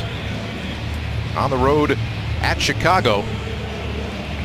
As I've said a number of times, a lot of road games in the early part of that schedule. And 2 winnable games to start the season. Now, Pittsburgh's interesting because, you get them without Le'Veon Bell week 3. They're still an arsenal with Big Ben and Antonio Brown and everybody else, but those first 2 are eminently winnable, and then you have Pittsburgh at home without Bell. Love to get off to the quick start. That's a great pass rush right there. Hackenberg barely had a chance to get his feet set, and Stephen Means makes his presence felt. Yeah, he's just running over Shell. Watch the bull rush here. And this is Stephen Means got a good get off. Watch him get under Shell and jack him right back into Hackenberg. He's going to force a very difficult roster decision for the Philadelphia Eagles. Spin move for him there, and he made some headway once again, but this time Hackenberg finally finds his target in Anderson. And a quick timeout with 17 seconds to go in the half for New York. So let's take a look at these defensive ends. And we talked about who's on the, Barwin, Graham, and Curry are going to be the heavy rotation. Brayman makes the team because of special teams. Marcus Smith has played better and is a core special teams player. So Stephen Means, who only plays one special teams, I think is on the bubble. And Metz, we've talked about, was just signed this week. I think he's out. But Means is going to force a very lively conversation in that Eagles coaching and personnel room. Time with Tampa Bay and Baltimore. But Peterson said, yeah, it's a tough time. It's a real tough time because you've built relationships with these guys from OTAs right through now, and some of them are going to be saying goodbye this weekend. Hackenberg trying to float that one down and just wasn't there at all as he was looking for Peak on the sideline. Well covered. It's C.J. Smith, I believe, on Peak. No, it's Eric Rowe. So Eric Rowe has looked good as a jammer in the punt return team. Good coverage there on Sharon Peak, the 7th round pick out of Clemson. Hurry up, Brian.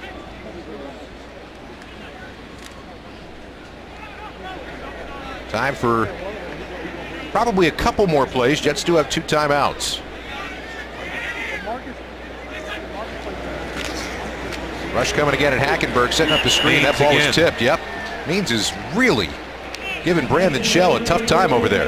Brandon Shell's going, I thought the SEC was tough. This kid from University of Buffalo is killing me. I mean, look at the left arm. He is a powerful kid. He's not as athletic as Marcus Smith, but he's powerful. He's quick off the ball. He's going to be a tough cut. If you try to cut him, somebody else is going to sign him. He's really played his tail off.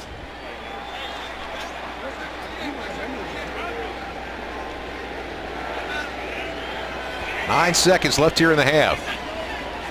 Low snap for Hackenberg. Pressure coming again. He stood in the pocket that and got it to Amaro, who loses the football. It's on the ground and recovered, I believe, by New York. But that is going to be, I think, the final play of the half. We're going to have to wait and see whether or not they granted New York the timeout they were trying to call. And they will not. At least if you read the Eagles sideline, they will not. Eagles are gone. Yep. Here comes Don Cherry. And then late, Countess. Ball's out. They got the recovery of the football, but let's take it back down to the field now to Dave Spadaro. Head coach Doug Peterson, how tough is Paul Turner making it with the 53-man roster coming? Yeah, he's doing a nice job, both receiving the ball or, on offense, and of course the punt return was something special right there, and he's doing a nice job. He's making it hard on us, and this is what I want, all our young guys to do is make it hard and make the decisions, that much more important. Doug, what do you take from the first half? Well, we just gotta, when you're playing some young guys, there's going to be some mistakes, and we had some things out there that we need to clean up at halftime. We got to get the ball running a little bit more. We got to, attack that. We're thin on personnel right now, but we're going to make this thing work and let these guys cut it loose in the second half. Thanks so much, Coach. Back up to you, Scott. All right, thank you very much, Dave, and the head coach as well. We've got more coming at halftime here at Lincoln Financial Field. To start the third quarter of the final preseason game, so with 1 half left to go, what are we still looking for?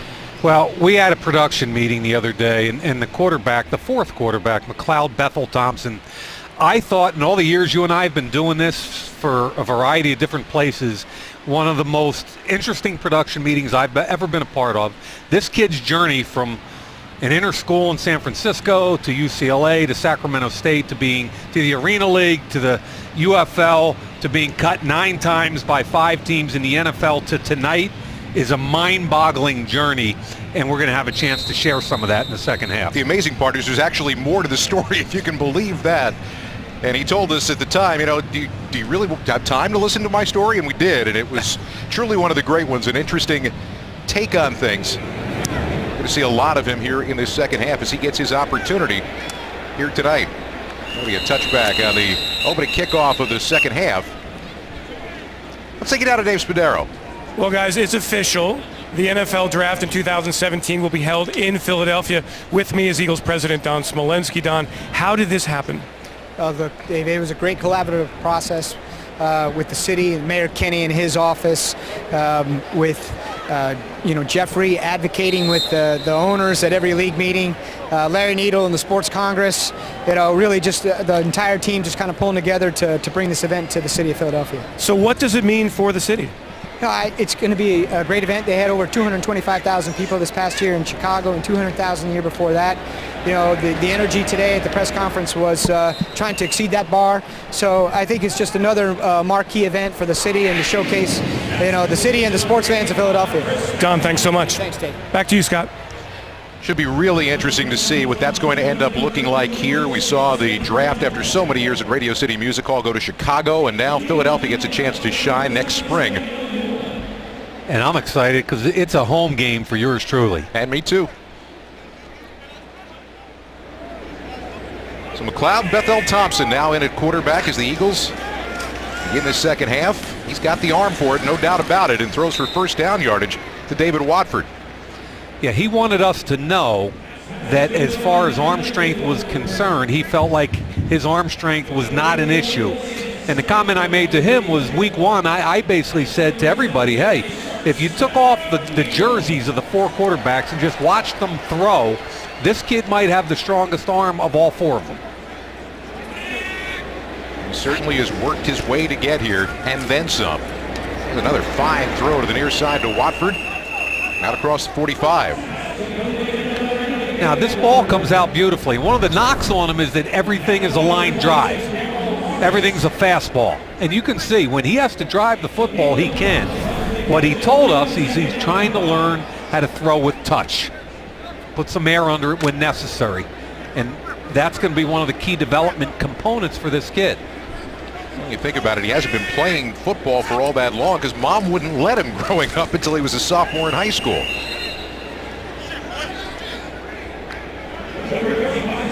A loss on the play, third down coming up now. He's going to need 7 here with third down coming up. It told us that his parents were kind of hippie types. Dad was a roadie for Santana and George Harrison. What does that tell you? I'm not going there. Mom, Patsy, into the arts, a teacher, wouldn't let him play till sophomore year in high school. And because they were very liberal type people, they believe very much in the public school system. He went to one of the toughest high schools in the inner city of San Francisco. Balboa. There's the dump down throw, but not a lot of room for O'Neal to make much of that as Jones hits him and drops him right about the line of scrimmage.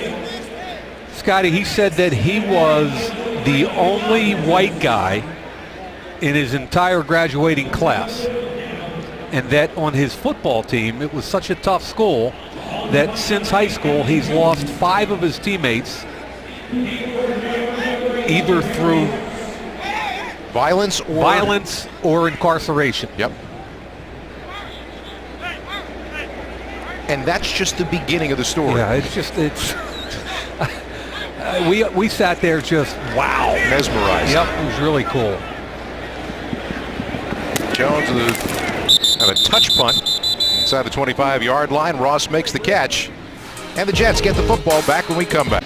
Eagles on top 7-6 here early in the third quarter. Remarkable change isn't easy, but for those who take charge, it comes naturally. Explore Temple's impact. temple.edu/impact.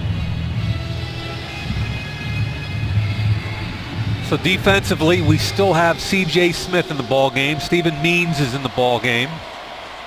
Blake Countess at safety along with Reynolds, and Ed Rowe is the other corner. And that corner battle is just fascinating. And we continue to, try to see which way it's going to end up going before all is said and done. Thought it was interesting talking to that young man right there, C.J. Smith, yesterday.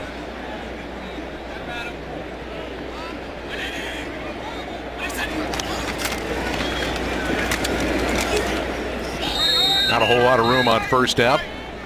C.J. Smith talked about how he felt like during OTAs he struggled. He didn't think he was himself. He didn't think he was confident and aggressive. And he was complaining to his girlfriend left and right. And finally his girlfriend Andrea said, listen, I got a book you need to read. And he was highly resistant to it. And finally he read it. It's called The Power of Now. And he said it kind of changed the way he approached coming into training camp. He was confident, he was aggressive, he was full speed, and he said he's been a different kind of player. He said the idea of a book after all those years of reading textbooks, he had no interest in it, but... come on. That's a mistake by Rowe. He had good coverage. Turn your head around and find the football. Okay? Now you're on his underneath hip. He's looking for the ball and pushing off you. You got to turn around and find it. You can't do that. That's just poor field awareness right there by Eric Rowe. You've got good coverage. turn your head around and find the football. I'm sure nobody knows that better than he does right now. Pass interference. Defense number 32. Ball be placed at the spot of the foul. Automatic. First down. Crowd does disagree with the call. So he's sitting there going, okay, I'm a second-round pick. I knew I was going to make the team last year. This year it's been a little different. New coaching staff. I'm not getting the same number of reps. A lot of pressure on me tonight. He's got to have the confidence to step up and play with speed and confidence the rest of this game. Remember, he started 5 games last year. Run to the outside, it's Smith. He almost lost contain there. That's kind of a late fill by Eric Rowe. You don't want to be chasing this thing from the inside out. You've got contain. Stay wide. I mean, that's a 7-yard gain on first down. A lot goes into play in that corner spot. He comes over now because there's a slot on the same side, and Rowe goes in motion with the wide out. And Smith again trying that same side. This time a flag down on the play, and that's probably going to be a hold on the Jets. And to gate that big run for Smith up the right sideline. Might have been Craig Watts. Holding. Offense number 70. 10-yard penalty from the previous spot. Replay second down. That was the other guard, Dakota Dozier, who's had himself an interesting night tonight.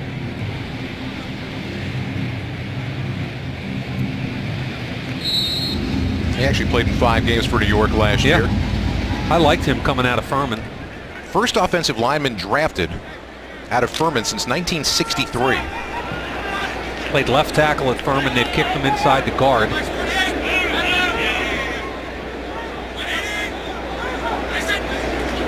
Out of the shotgun. Hackenberg, and Amaro gets hit hard. Ball comes out. They're going to say it's an incomplete pass, and that was broken up by Eric Rowe. That time, a good aggressive drive on the receiver. Here's Rowe up top. He's in zone, eyes on the quarterback, drive on the football, make a short tackle. Now, coming out of Utah a year ago, I was high on this kid. I wasn't sure if he was a corner or a safety. He's got kind of a mixed skill set, but what I thought he could be is a matchup guy. Match up with tight ends and bigger wideouts and play special teams. He was a safety as an underclassman at Utah and moved to corner in his senior year. Still a bit of a learning curve at that position. Hackenberg just couldn't get the throw where it needed to be. He had an opportunity to get that ball to peak. This is like the Eric Rowe drive right here. Sharon Peak, 7th round pick. Rowe's in the slot. Man coverage, hip to hip. He's got some lower body tightness to him, and you could see that in college tape. But he's 6'2", 205. He ran low 4.4s. And he's matched up against a bigger wideout and had good coverage there. Edwards will try to drop it down inside the 10. And Turner inside his 10-yard line. Does a good job. And deking and letting it roll back through for the touchback. Eagles offense comes back out again now here early in the third quarter. Cloud Bethel Thompson 4 for 4 to begin the game. He started his college career as a walk-on at UCLA, actually got into the school of his own accord academically, but then a coaching change meant that it was time for him to transfer. He ended up going to Sacramento State, and that was the first of what you're seeing here as many stops. I just think it's an amazing conversation and his resiliency. He's now 28 years old. I called Kurt Warner after the production meeting, left him a message and said, hey, there's a kid that I'd love if you would reach out to. He's got a journey similar to what yours was. And I asked him if he had ever met Kurt Warner. He said, no, but I'd love to. So I sent Kurt his cell phone number, and I think they're going to have a conversation. That would be a very interesting thing because you're right, Kurt Warner's path to what ultimately is probably going to be a Hall of Fame career was somewhat similar, although perhaps not quite as many stops as Mack had. Well, think about it. At Sacramento State, as a sophomore, he tore his ACL. As a junior, they moved him to defensive line. Sure. You can't make this up. No, normally that's what happens. With a quarterback. Normally when a quarterback gets hurt, you think about just drop him in the defensive line. And then in his senior year, they move him back to quarterback. In the first game against Stanford, he breaks an ankle. Continuing to throw accurately, although they're not moving the ball downfield as O'Neal is turned over. So he's got good size. I already mentioned his arm strength is on the higher end of the spectrum. What I'd love to see is for some guys to uncover down the field and get a chance to see him drive the football a little bit and maybe show some touch and accuracy on some deep over routes or some deep fade vertical routes. Trying to buy a little time and fires for first down yardage. That gets him out across the 32, and he's got them moving again now. He said that time that he was throwing the ball best learned the most about playing quarterback was his time in the UFL. And we didn't even tell you the best part of the end of the story, which is after having been at Balboa High School, he ended up going back and coaching at Balboa High School. Led them to 8 wins. And then what happened? And then he gets a call from the 49ers and has to leave them for the championship game. Which they lose by 1 point. All because he's trying to get back to the NFL after coaching his old high school team. Just great stuff. He told us, he owns the rights to his story. That's going to be a movie one day. There's no doubt. I think your company's going to produce it. I'm not sure about that. I mean, when he walked on at UCLA, Carl Doral, who's coaching for the Jets tonight as the wide receiver coach, Carl Doral was the head coach and really liked him, but then he got fired. And as soon as he got fired, the promised scholarship disappeared. He's keeping it himself. Big time run. Lost the ball as he got to midfield, and the Jets fall on top of it in their territory. Little things, you get an opportunity on the zone read, keep. Tuck it away and hold on to the football. It gets stripped. Who stripped that? Ronald Martin. Martin stripped it. It looked like it was out. You've got to hold on to the football. You're going to run it, you got to hold on to it, Mac. And the Jets do recover the football, ending that Eagle drive. On Tuesday evening, Jeffrey Lurie announced that both Merrill Reese and Jeremiah Trotter are going to be inducted into the Eagles Hall of Fame this season. That announcement made at the Taking Flight for Autism event. The induction ceremony takes place halftime of the Monday Night Football matchup with the Packers on November the 28th. There's Merrill Reese, who took over play-by-play duties in 1976, now in his 40th season. He hasn't missed a single game. Of course, Trotter, a 4-time Pro Bowler. Yeah, congrats to both men, richly deserved. And there's Merrill. How about the month he's having? A hole-in-one a couple of weeks ago in the Eagles Hall of Fame. Well, he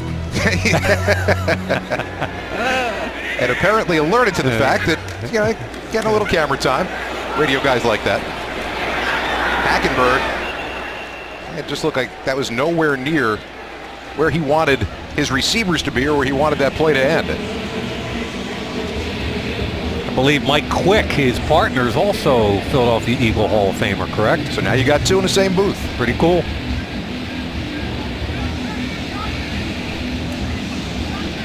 We've still been trying to get them out on the golf course because we're getting a lot of strokes, you and I, when we go TV against radio. Well, I mean, Quick can flat out play, and I think... So can Merrill. Now, we're in trouble there, but with strokes, we're okay. All right. Hackenberg just killed the initial call and went to the run. Oof. Nice play. Is that Chateau? It is. Chateau beat up Wesley Johnson. He's having a good game here tonight. Look at him right there. Wow. Bang. Really nice job. Wesley Johnson never had a prayer on that play. They are really deep along the defensive line, the Philadelphia Eagles. And although you're looking at guys who are second and third on the depth chart on both sides of the line, the Eagles' defensive line, by and large tonight, has manhandled the guys up front for the Jets. 3rd and 12, 4-man pressure. No reason for more if you can get to the quarterback. Coming out to the near side, and Wes Saxton is hit. Hanging on for dear life is C.J. Smith until the reinforcements arrive. Oh, man. I remember the fourth game in 1982. I played for the Giants in Miami, had a really good game before cell phones, right? Right. So you got to wait till the next day to find out if you make the team, and I couldn't sleep. So I got up at the hotel, and I went to the stadium at like 4:15 in the morning, and it wasn't open. I couldn't get into the locker room. Nobody was there. And I sat in my car waiting for somebody to open. And finally, Lamar Leachman, our D-line coach, opened up, got there at about 5. And I came running. I'm like, Coach, did I make? He's like, what are you doing here? I said, did I make the team? He said, hell yeah. There you go. Some stories do have a happy ending.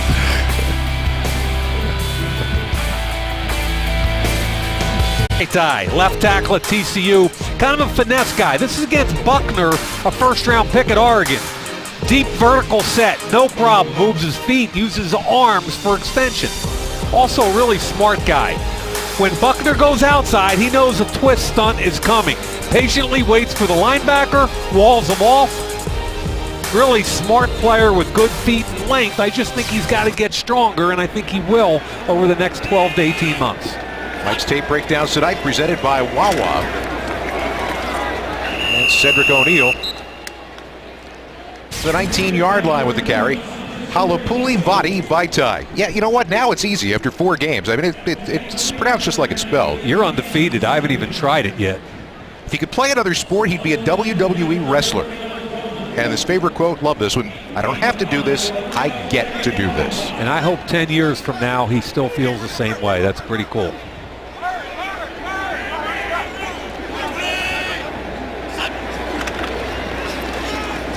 To the ground and straight to the ground. Ball comes out. I think the Jets have it. Yeah, they do. They got immediate pressure there. 4th turnover of the night for the Eagles. Josh Martin was involved. I believe he came up with the ball. That's Martin up top on Gordon. He's blocked by Gordon, but it's really inside out where the pressure is coming. Deion Simon, 330 pounds. They never made the exchange. No, exactly right. Fell right into Martin's lap. Deion Simon did a nice job inside. Martin gets the football.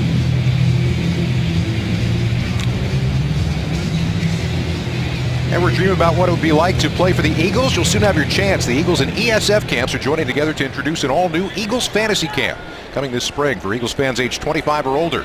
Pre-registration now active at eaglesfantasycamp.com. These folks at ESF do a great job. That should be a tremendous event. See if they take a shot to either one of these guys here. It's single coverage. And a little too eager for his ease. Neutral zone infraction. Defense number 61. 5-yard penalty. Remains first down. If I was Hackenberg and had that look, single high safety, bump coverage on the outside, I would definitely try to check into something to give one of my wide receivers a chance to win on the outside.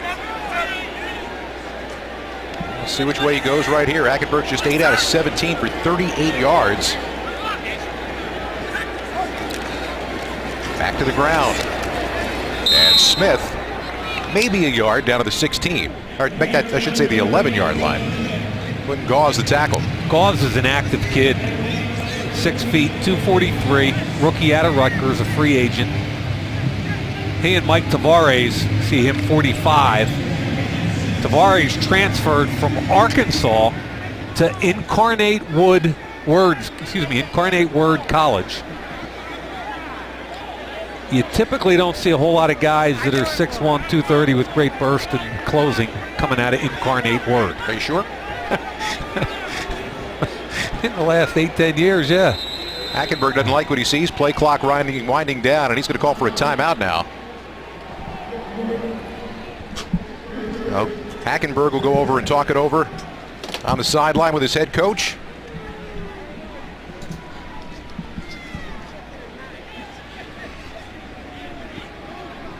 And opportunity once again right now to see what you can do in a red zone defense situation. And you got a young quarterback in Christian Hackenberg who's looked a little indecisive. You've been very aggressive, but this is a different style of what they're playing defensively here now inside the 15. I think what they're trying to do is make it simple for these guys. A lot of these guys don't get the same number of reps as the starters. So Jim Schwartz is sitting in a lot of single high, playing either cover 3 or cover 1, meaning it's either cover 1 is man-to-man, cover 3 is just a 3-deep zone, trying to let these kids play fast. Don't think too much.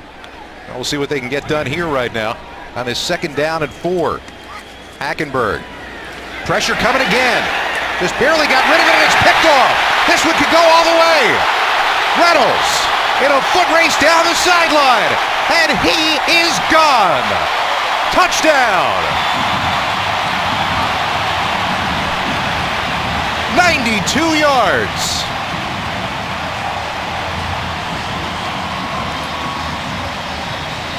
Play is made by Brian Brayman, the defensive end and special teams ace.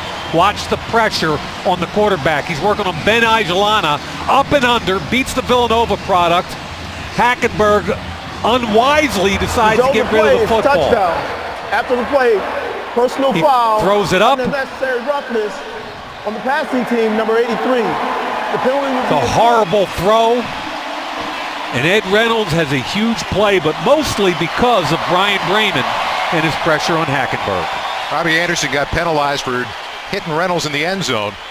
That's what that flag was, and that's what he was hearing about from Brian Brayman. How about Brayman? Made the play on the quarterback and then chased all the way down the field. Got up and ran 90 yards down the field, help his teammate out. Officially, it was a 90-yard interception return, so 2 big returns for the Eagles tonight.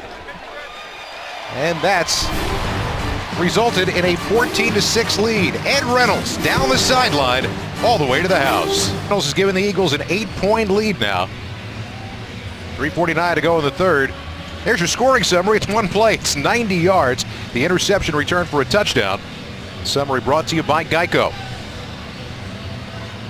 Buying or selling tickets, visit NFLTicketExchange.com, the only official resale marketplace of the NFL where 100% of the tickets are verified by Ticketmaster.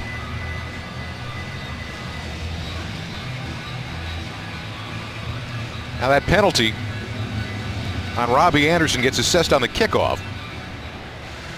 Caleb Sturgis has the ability really, if he wants to right now, to kick it to about I-95. Or he could pop it up and see if they can get him inside the 20-yard line. Like that. Like that? How about that? Just let it go. Let's go down to Dave Spadaro. Tight end Zach Ertz has had the night off, but he's having a good time down here. Zach, what is the message that Doug Peterson has given this team? Yeah, I mean, he's been unbelievable since the moment he's got here. Each and every day, we want to pride ourselves on being a physical football team, first and foremost. And the second thing is that he wants all of us to go out every day and just chase greatness, whether that be in the meeting room, on the field, post-practice, every day. He just wants us to get better each and every day. And what do you think this offense is all about? What have you taken from the preseason? Yeah, we want to pride ourselves on being a physical football team, and I think that showed the past 3 games with the wins, and I think it showed again tonight. Obviously, going against guys like this each and every day has helped us. But I think we're going to be a very explosive, fun offense to watch, and we're really excited about the season. I think I'm just going to give him the microphone. Yeah, I think you should. Yeah, back to you guys. Next time we send it down there, I'm sending it down to Dave Spadaro and Fletcher Cox. Here comes Gauze. Quentin Gauze again with another play, this time on the screen pass. Gauze making a statement, but with special teams and as a linebacker, I want to be on this team. Nice form tackle. 2nd down from the 20-yard line.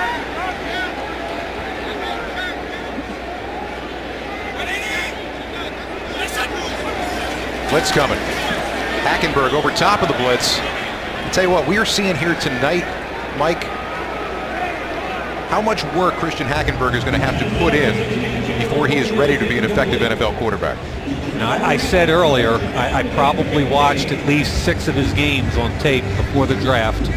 And while I acknowledge the gifted size and arm strength and athletic ability, some of the tape is awfully bad. And a lot of it was because he got beat up behind that offensive line.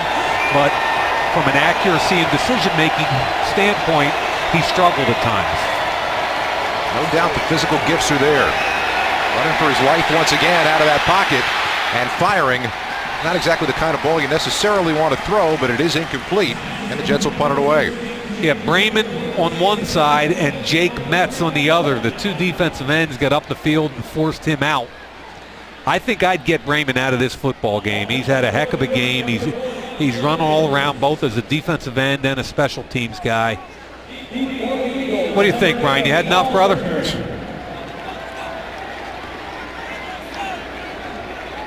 Edwards going to kick it from about his own 10-yard line, and Turner already has one big one tonight, standing at his own 30. And he's going to have a chance to return this one. All the way back at his own 20. Picking his spot, he gets hit this time. And an 11-yard punt return after a 60-yard kick. McLeod Bethel-Thompson playing here in the third quarter of this ball game, showing tremendous accuracy and the strong arm. Good decision making. It was when he ran the football that he ended up getting in some trouble. Yeah, I think he's displayed the big arm. I think the issue is, let's be really honest here, they're going to keep three quarterbacks, including the first-round pick Wentz. There's no room, there's no home at the inn for this kid, but you root for him. You want him to end up somewhere in the NFL. He's got arm strength and intelligence. There's that touch pass he's trying to throw, and it was almost an amazing one-handed catch by Caleb Jones, who was out of bounds anyway. It's good coverage. I think for the Jets, Justin Burris has had a big night. Couple big hits, very good coverage. Here he is hip to hip, forces him out of bounds. Really good job by the fourth-round pick, who's a 6-foot, 212-pound corner out of North Carolina State. Back to that attempted catch. Are guys' hands just bigger now than they used to be? I don't recall seeing 20 years ago guys making a lot of one-handed catches on the point of the football. It's all about the gloves, big boy. All right. Are you telling me that Fred Biletnikoff couldn't have done that with all the stick-em all up his arms and all that other stuff? Well, it got to the point, and I was thinking of the same thing. It got to the point where they banned that. Why? Because it was making it too easy to catch the football. When you were catching the ball with the back of your forearm, yeah, that was odd. And I think the NFL is starting to look at these gloves. The technology of some of these gloves, or if you just stick your hand up, you know, how much of it is your natural gifted hand-eye coordination and how much of it is the tactile glove? I don't know. Third down and short. And they're not going to, they are going to get it. Second effort running. That's Marshall back in the ball game. And a nice second effort run gets him out to the 45. Hey, Marshall's had a nice night. You've seen burst and quickness. Now you see some strength. Vaitai here at the point of attack. Remember I said he needs to get stronger? He loses right there. But look at the leg strength of Marshall. I like the balance. Takes the hit, keeps the legs going. Good balance. Gets a first down. Well done. That's a nice run. Byron Marshall. Older brother was a running back at Arizona State. Bethel-Thompson right on the mark again. Marcus Johnson. That's going to be up to the midfield stripe and to pick up a 5. Is it Bethel? Yeah. No? It's not Bethel? No, I'm asking you. I keep calling him Bethel and you're calling him Bethel. I want to make sure I've got it right because I'm usually the one that misses. Well, we'd have to ask Dad, believe it or not, because it's a combination of Mom and Dad's name, but it sounded better in this form. So right. Mom's name actually comes second.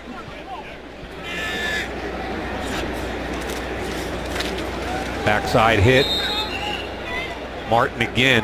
Josh Martin having a good game, fourth-year player.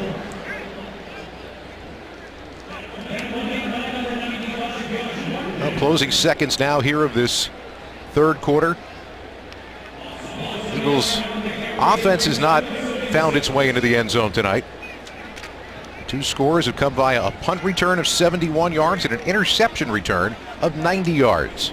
Love to see him drive the ball a little bit here. Third and about 4 or 5. Jets only bring 4. And he got the ball into the hands of his receiver, but just not a whole lot of room to run. The Jets have figured out the crossing routes on 3rd and 5. Turner had no chance to advance the ball after catching it. That's going to be the final play of the third quarter. 15 minutes to go in the preseason, and the Eagles are on top by 8. Kind of hoped here in this 4th preseason game we'd see this guy throwing. We were hoping it was going to be in pads and a helmet, but this was pregame. Yeah, it was two ribs that he cracked preseason game number 1. One rib was 100% recovered, the other one only 60. So Frank Reich, the offensive coordinator there, and head coach Doug Peterson decided to keep them at it tonight, making sure they get that second one healed. I watched him go through a workout with John DeFilippo. It was very intense, probably a good 20 to 30 minutes. It was all pocket awareness stuff, drop backs, sliding and moving in the pocket. He was throwing to Dorial Green Beckham and a couple of the trainers, but they put him through an extensive workout and he looked good. Watching him pregame, he was standing flat-footed in the end zone, not even really winding up, and 55 yards in the air with a flick of a wrist. Reminded me of Scotty Graham, actually. The old running back from Ohio State. Eagles are going to go for it on 4th down here on the other side of the midfield stripe. And Mac's not going to be able to get there.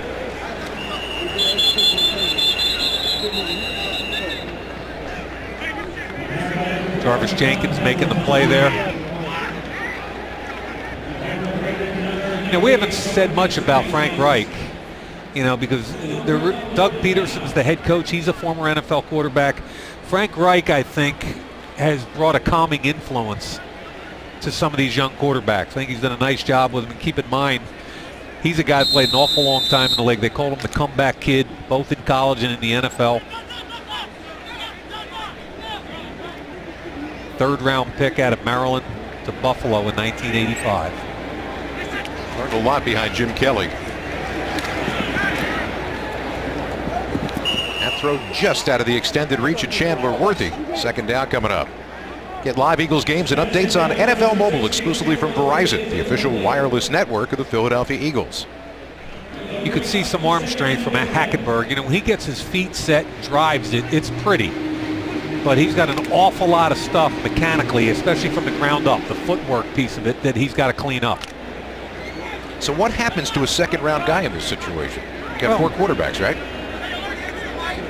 Yeah, I think Geno Smith is going to be the backup, who we didn't see tonight. And then it comes down to Bryce Petty and Hackenberg. Can they keep 4? I don't think so. And you're going to lose a special teams player if you keep 4 on the 53. I would guess they're trying to move one of those guys, either Geno Smith or Bryce Petty. Well, Petty was a 4th-rounder last year. Geno Smith a 2nd-rounder 2 years earlier than that. And there's Ryan Fitzpatrick. He's back again. 31 touchdown passes last year.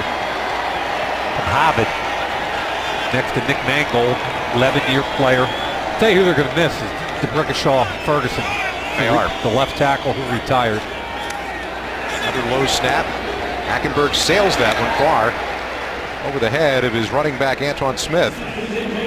Coverage by Countess. I think this New York Jets team is intriguing to me. They're in the division with the Patriots, who have dominated for the last 12 or 13 years in that division. They were 10-6 under Todd Bowles, who I think is one of the rising stars in the NFL is Todd Bowles. They play great defense, and on offense, what are they going to do? Take care of the football, run the ball a little bit, and throw it to Brandon Marshall. That's the game plan. Everybody forgets about Eric Decker. He had 1,000 yards last year and 12 touchdowns. That's going to be a fair catch at the 2. Why? Questions abound about that decision inside the 5. Well, it's been feast or famine as a punt returner for Paul Turner. Early in the evening, he let a ball go for a 58-yard net putt. Then he had a touchdown. Now look, he catches this ball on about the 2 or 3 yard line with a fair catch. The old rule of thumb used to be the 10-yard line, heels on the 10. With the knuckleball punters now, they've moved that back to about the 6 or 7. But you can't fair catch a punt on the 2 or 3 yard line. And Dave Phipp, who I think is one of the best special teams coaches in football, got his head down and salivating for the last 3 minutes. Well, the good news for Mr. Turner is he remains on the field now, the offensive unit. It'll be a little while. A run on 1st down and not a whole lot there. Tackle by Twan Jones. Now I watched the Jets defense on tape the other night, Scott. You talk about big picture in the NFL. can they beat the Patriots. And their front on tape against the Giants last week with the starters had Sheldon Richardson and Muhammad Wilkerson as defensive ends, Leonard Williams and Steve McClendon inside. That's Pepper Johnson, the D-line coach. He's got 4 guys in that front, and they just absolutely crushed the Giants front. I mean, you can't run against them, and they can push the pocket. That's a lot of room to run right there.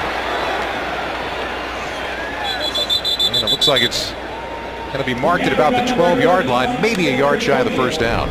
Zone read concept. Let's see here, Gordon. Down block, nice job. They get easy give read. I think O'Neill's just got to push this thing hard as he can up the field. And he stayed the course out towards the right side. He had a first down. Correct. Instead, you got a 3rd down and short. Ryan Matthews knows that. If he can stay healthy, he's a gifted tailback. Goes all the way back to Fresno State. The history of injuries with that young man. Bouncing it outside. And again, his second effort for Byron Marshall. Certainly making a statement here in this final game as he moves the sticks. Dylan Gordon working on Trevor Riley. The bounce outside made Gordon's block a good block. And I'll tell you, Marshall's had a good night tonight. Decisive, quick, for the most part, north and south.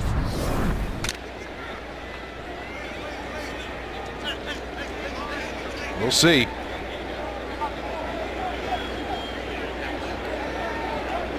And in motion is Caleb Jones. Bethel Thompson. Oh, man. Had it right on the hands of Pantelli, and he just could not bring it in. It's called a stick nod route where the tight end fakes an out and up and then comes back to the inside. There he is on the out, and here it is on the up. And the ball's put on his hands. That's the 3rd time tonight Pantelli's had the football on his hands and not able to come up with it. Bethel Thompson knows that the ball was well thrown and should have been caught.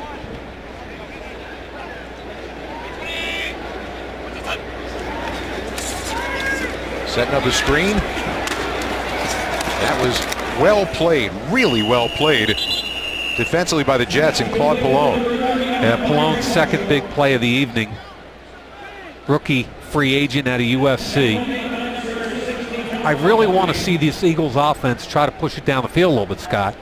A lot of screens and crossing routes. I know they're not trying to show much, but let's give this kid a chance to showcase that arm a little bit. He's not going to be in Philadelphia. Let's put on a show. I asked him about that. You got to have a really good feel of where this is all headed. He said, I want to play. I want to continue to try to move my career forward. And that time, timing was disrupted as Jones kind of got hit as the ball was coming in by Kevin Short. Yeah, I'm not sure if the footwork was real clean here in the pocket. Let's see if he can drive this thing or if his feet get flat-footed a little bit. It's a good pocket. Clean. He short arms it a little bit. That's a ball that didn't come out of his hands very well. That's a ball in an inside route. It's a dagger or dig route. You can drive that thing, man. He's got that arm strength, but he told us yesterday that, you know, your strength, your biggest strength can be your biggest weakness if all you rely on is that biggest strength. Got to keep working on the other spots of your game. You'll still have almost 11 minutes to do that.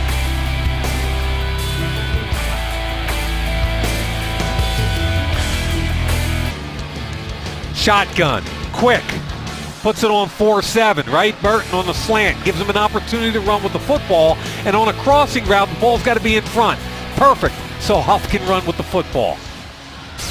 The issues with Bradford has always been A, durability, B, he's had 5 offensive coordinators in 7 years. When he gets a consistent run and protection like he had in the second half of last season, he's a highly productive quarterback. And that's what the Eagles are expecting that they are going to get from him this year. Look at, did you see the Mets fans? I did. METZ, not METS, by the way, folks. Got that part. There it is, METZ. I don't think we'd be showing METS fans in this stadium, would we? More than likely, no. No.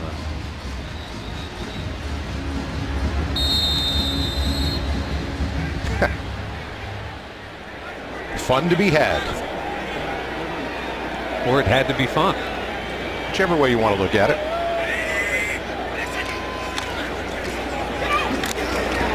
The Jets' offense has been pretty anemic, just 7 first downs in the entire of the game here tonight. They get Smith out to about the 43-yard line for a pickup of 3. At that time, Metz was kind of dancing with the tight end, Brandon Bostic, at the point of attack. That's where you'd really like to see a defensive end just chop out that tight end and make a play at the line of scrimmage. What kind of week has he had?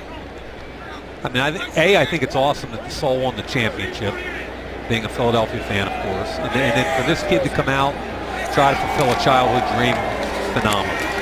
Look at the hustle play by Metz. Yep. For his hometown team. Yeah, I'm sure his boys are going nuts in the stands, right? Sure.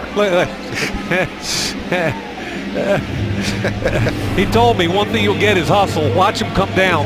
Sees it, chases it, finishes it. Nice. Very nice. I asked him what his duties were this week. He said rush, crush, and crash. Third down, the Jets need 3. And Hackenberg throwing, nearly picked off, but I'll tell you what, Reynolds might have had his second touchdown of the night. Yeah, Reynolds might have had a pick 6, and Metz almost got there. Metz getting into this game, getting more and more comfortable. Watch him off the edge. Oh, yeah. The tackle stepped inside. That's Brent Qualley. Metzy. That kid was so excited when I talked to him after practice, Scott. He could hardly contain himself. It was really cool. Strap yourself in for the ride. Here we go. And Turner does make the catch right at ground level at the 10-yard line after a 44-yard punt. As the preseason winds down, the summary, the defense very good at taking the ball away, best in the NFL so far. Paul Turner, 71-yard punt return for a touchdown, and NFL's leader in receptions this summer. Sam Bradford, good numbers, especially last week, and Dorial Green-Beckham, 4 catches the last 2 games, including a touchdown. You know, the preseason record doesn't matter. And as Jim Schwartz told us in Detroit, they went 4-0 one preseason. The year they went 0-16 in the regular season. Understood. However, what do you take out of this preseason besides the record?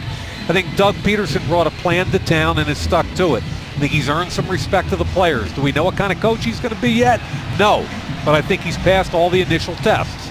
I think defensively, we know they're deep in the defensive line rotation. They're going to play 7 or 8 guys, and they're going to be effective getting to the football. I think they're fairly thin at linebacker, and there's still some competition at corner. They're going to struggle at wide receiver, and I think they're going to struggle moving the football all season long. So how do they win? They take care of the football on offense, and they play great defense and special teams. Ethel Thompson throwing near side. And Marcus Johnson out to about the 18. Let's go down to Dave Spadaro. Running back Kenyon Barner has probably had more touches than any player in the NFL these last 2 preseasons. Tonight he's got the night off. Kenyon, how's it feel? It feels good. Feels good, you know, to have everything pay off from the off season. Why don't you take the microphone? It feels good, man, just to have everything have paid off, the hard work, the dedication. You know, I'm blessed.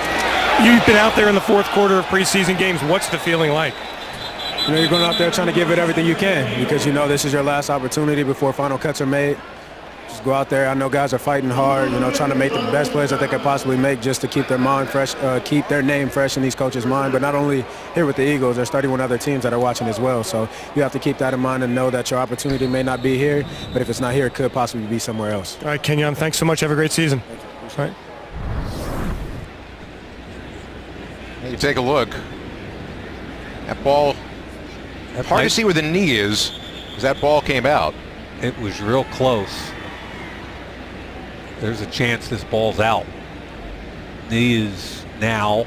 But where's the ball? Can't tell. You can tell me. We're partners. I think that ball's coming out. I don't know. We're gonna find out in just a moment. Challenge, the call on the field that Cedric O'Neal was down. That's the call on the field. The question is there enough here to see that the ball was out and that it was indeed a fumble? The problem is I can't see down there whether that knee's on the ground or not. The ball's clearly out. My gut tells me the ball was coming out before the knee was down, but is there empirical evidence that proves it? Again, where are those knees? Is he down? Is this knee down right here? I don't think so. As he's punching him? I think it might be out. But remember what the rule on the field was. Yep. Hard to tell. I get a lot less worked up about these in preseason. That's Scott. good. Yeah, sure. Look under the hood, presented by AAA. Rolling on the field, down by contact. Sean Smith.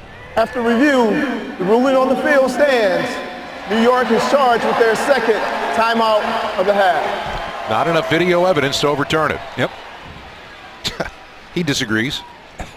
He is such a classy dude. Elizabethtown, New Jersey.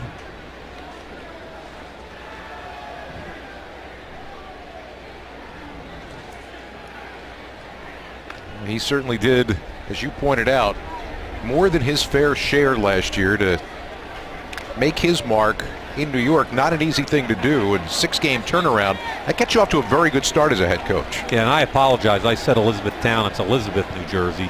Obviously Temple, 8-year player in the NFL. What I like about him is he did it the hard way. He went back to college. He coached at Morehouse and Grambling. Worked his way up in the NFL as a defensive back coach and then a coordinator. Went to several teams. I think Todd Bowles is one of the rising stars in the coaching community, and everybody I talk to around the league agrees with that. If they can play defense the way he wants them to play defense, they will be a factor this year. Scott, their front is dominant. They beat up the Giants the other night, and they're 3 first-round picks and Steve McClendon in that front. Second down, and Cedric O'Neal continues forward progress. Fewer carbs, fewer calories, superior taste. Michelob Ultra, the superior light beer. So you're a head coach, right? Yeah. You're in this situation. You do want to get these guys an opportunity, one more look to, for themselves, for film, whatever it is. But how quickly do you want this clock to run and to move on? I think most coaches want it to move quickly. I think that even the fear of injury for a special teams player is paramount. That's a nice catch. Nice pitch and catch. Caleb Jones down with it. It's a first down. We mentioned earlier that Caleb had made a bunch of big catches early in training camp. Hasn't done as much the last few weeks. That's a heck of a catch. Yeah, it is. Contested catch with the corner coming right over his shoulder. Not sure he saw the ball initially because of the fact that he was kind of screened by the defender. Yeah, that's a heck of a catch. Big body kid, 6'2", 209. And there's Turner with a block in front of him. Nicely done. And another first down into Jet territory. Yep. Wide receiver screen. Watford is out there. Here he is, Watford out here. Excuse me, there's Watford. Good block by Watford, good block by Johnson. So both wide receivers get out in front of the bubble, which is the key. You'd like the quarterback to put it on the upfield shoulder as opposed to the trailing shoulder. So McLeod Bethel-Thompson wasn't as good a throw as you'd like.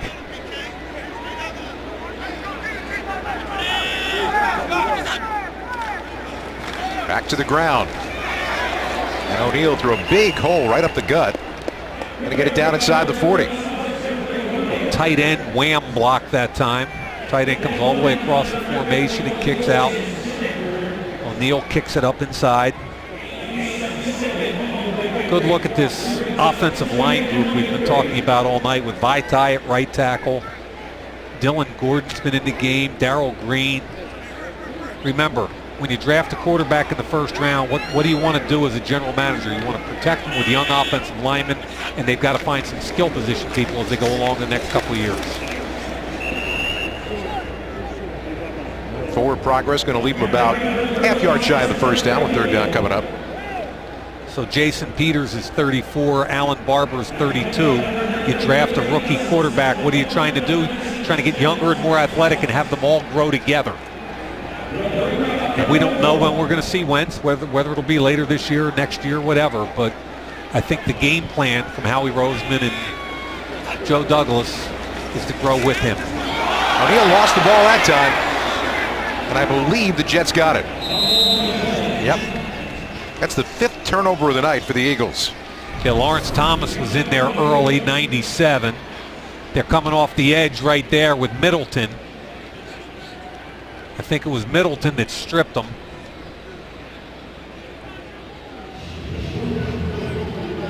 He never really had that ball fully.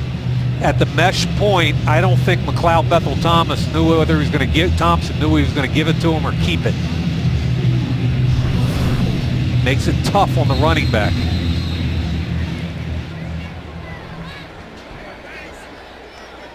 We didn't even talk about his grandfather, Moose. No. Moose Thompson. First guy who ever did the spin with the shot put. 1948 gold medal winner. Let's go down once again to Dave Spadaro. Well, Scott, I'm actually in the stands because it's Mets mania here at Lincoln Financial Field. Jake Metz on the field. I'm with his father and his grandparents, David Metz. What a thrill for you tonight to watch your son playing for the Eagles. Unbelievable. I can't take it. No one's had a better week than my family. Yeah, a championship on Friday, and you're playing for the Eagles a week later. How do you think he's playing? I think he's playing pretty good. He's only going to get better, too. Yeah. Yeah, he is. He looks good. I think he looks strong. How excited was he coming into this game? Oh, he was cool as a cucumber. He was on cloud 9, but he was ready. All right. You know, so I was excited. Yeah. Well, congratulations. We got Mets fans everywhere, and we're not talking baseball. We're talking Jake Metz, Souderton High School, a Philadelphia Eagle tonight, and who knows for how long. That's a proud look, isn't it? Yeah, that's pretty cool. Look at the. There you go. That's so awesome. Fantastic. They come down with the Mets sign. Look at them. Yeah. Grandparents have his name on the back of the jerseys. Can we spell this right? Come on. Where's the Z? Z, where are you? Z. There you go, big boy. Thank you. Very nice.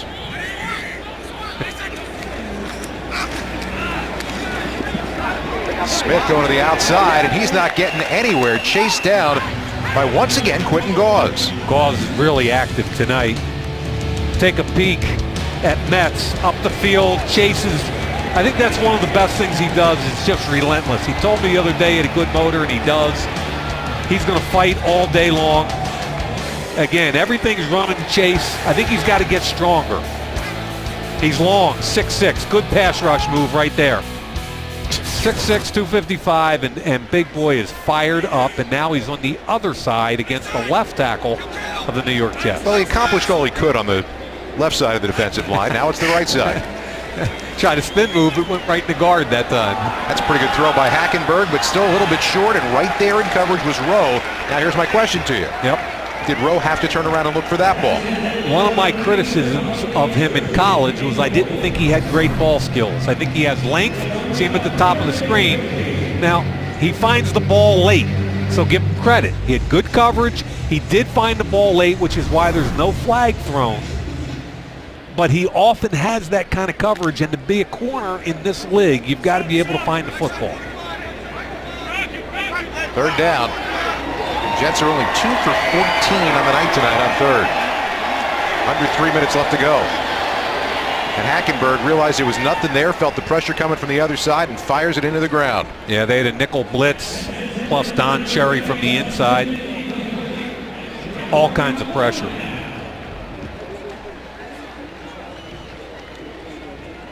Is Metz's night in an Eagle uniform done? We'll see. Sure, the offense would like to keep the ball and kill the remaining clock in the game.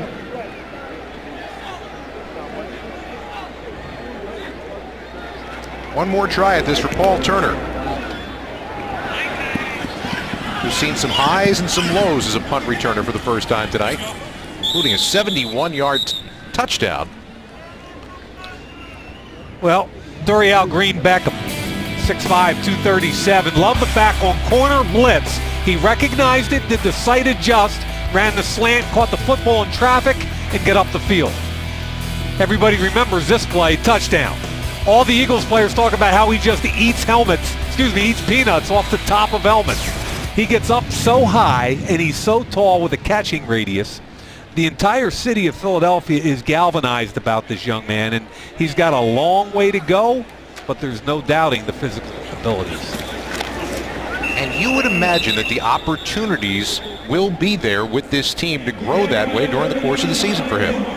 The key here is attention to detail from him. I mean, I followed him all the way back to the SEC. Obviously, there's a reason Tennessee gave up on a second-round pick after 1 year so quickly. So there's an inattention to detail in his past. He's gotten in some off-the-field issues in the past. Can the Eagles reach him and provide an infrastructure of support for him? Will Brian Dawkins be part of that support? There's absolutely no doubt about the talent, and can Greg Lewis get to him also? Greg Lewis has got to feel like a glorified babysitter. Oldest guy in that room, 24. Guys, settle down, settle down. It's like romper room.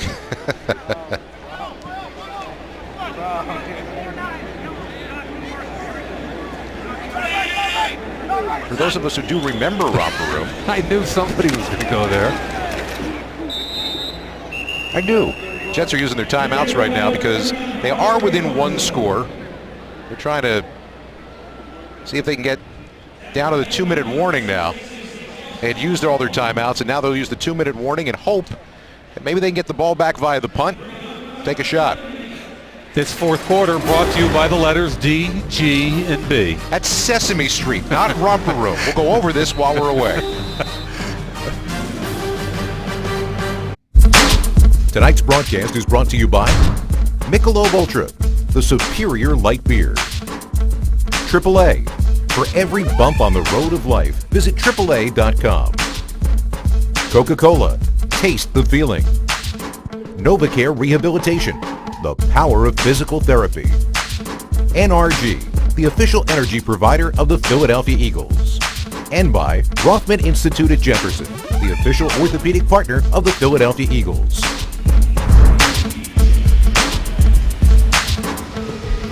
And our closing moments. I see in the background there the final jackpot of the 50-50. 31 grand. Where were we on this? What are you talking about? They have a 50-50 out there tonight. 31 grand. Cool. We needed in on that.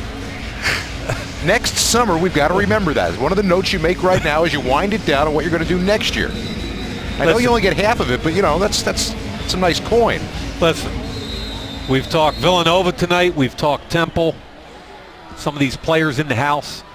Let's wish both programs luck on the season, and also this weekend Villanova travels out to Pitt, takes a step up against a Division 1A program. Andy Talley's last season. And Temple's got tomorrow night, they've got Army. Right here. Right here. So we're very fortunate in this city to have a couple coaching staffs and programs like Matt Rule and Andy Talley and all their people. It's awesome. That's terrific. We got an opportunity to see a number of those players on the field here tonight who've come through those programs.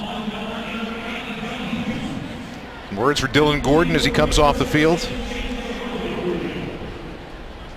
He's listed at 322, told us he's down to 310, which is where he feels most comfortable. Eagles take all the remaining time before calling a timeout, leaving 1:16 to go now here in this game. Our executive producer, Chris Johnson. These are the folks who have taken you through the entire of this preseason. Great crew to work with. Artie Kempner does two jobs, actually. Not only our director, but the coordinating producer as well. That name is Artie Kempner. Does he get paid for the coordinating part? I'm not sure. I haven't seen any. We didn't get any notes this week, did we? Is that T-Man's real name? T-Man, yeah, exactly. Okay. See, I had no idea. But once again, an unbelievable job that's done by our entire crew, putting these broadcasts together. The guys who do all of the camera work around camp for the Eagles Television Network, I mean, that's just grade A stuff, and it's terrific to be able to show you some of those things that are going on while camp is going on. They just do a great job. Oh, big hit again by, is that Gauze? Had a nice night. He's had a really nice night, and if you're Dave Phipp, you're probably saying, hey, is this guy going to be one of my special teams players? Wouldn't surprise me if one of the linebackers, boom, that I have as not making the team do make the team. But a lot of it's going to depend on Lane Johnson and whether or not they pick up anybody or trade anybody.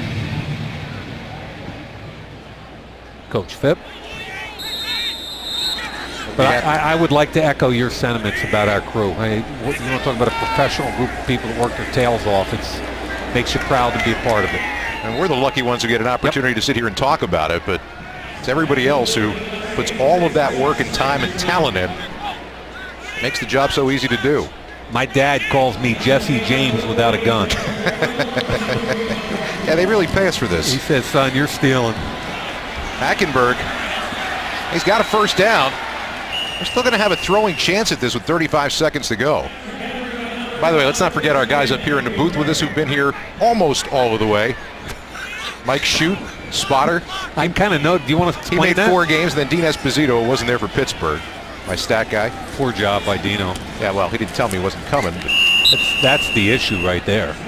There's a trust issue I sense in the left corner of the booth.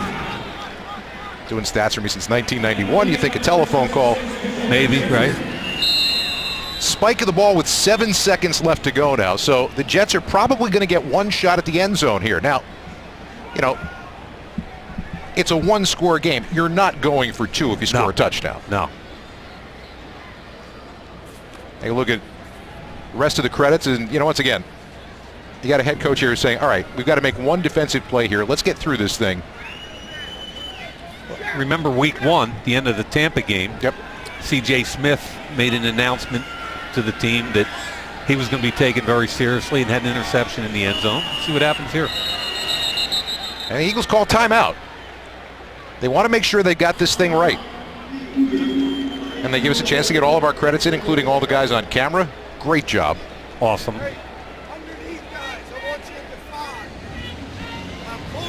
Really good job, everybody. Thank you so much. You're making fun.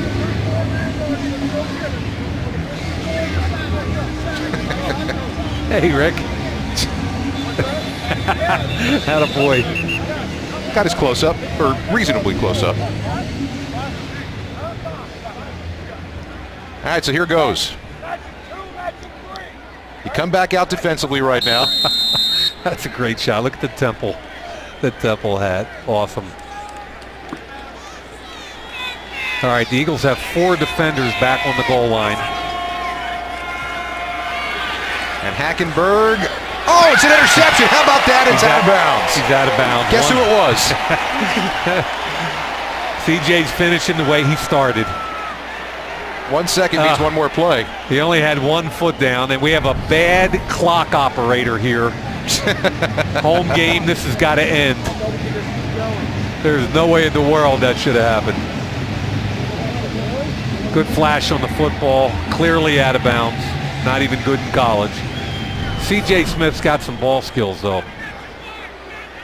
And the off-field audio provided by Sports Radio 94.1 WIP. Here you go.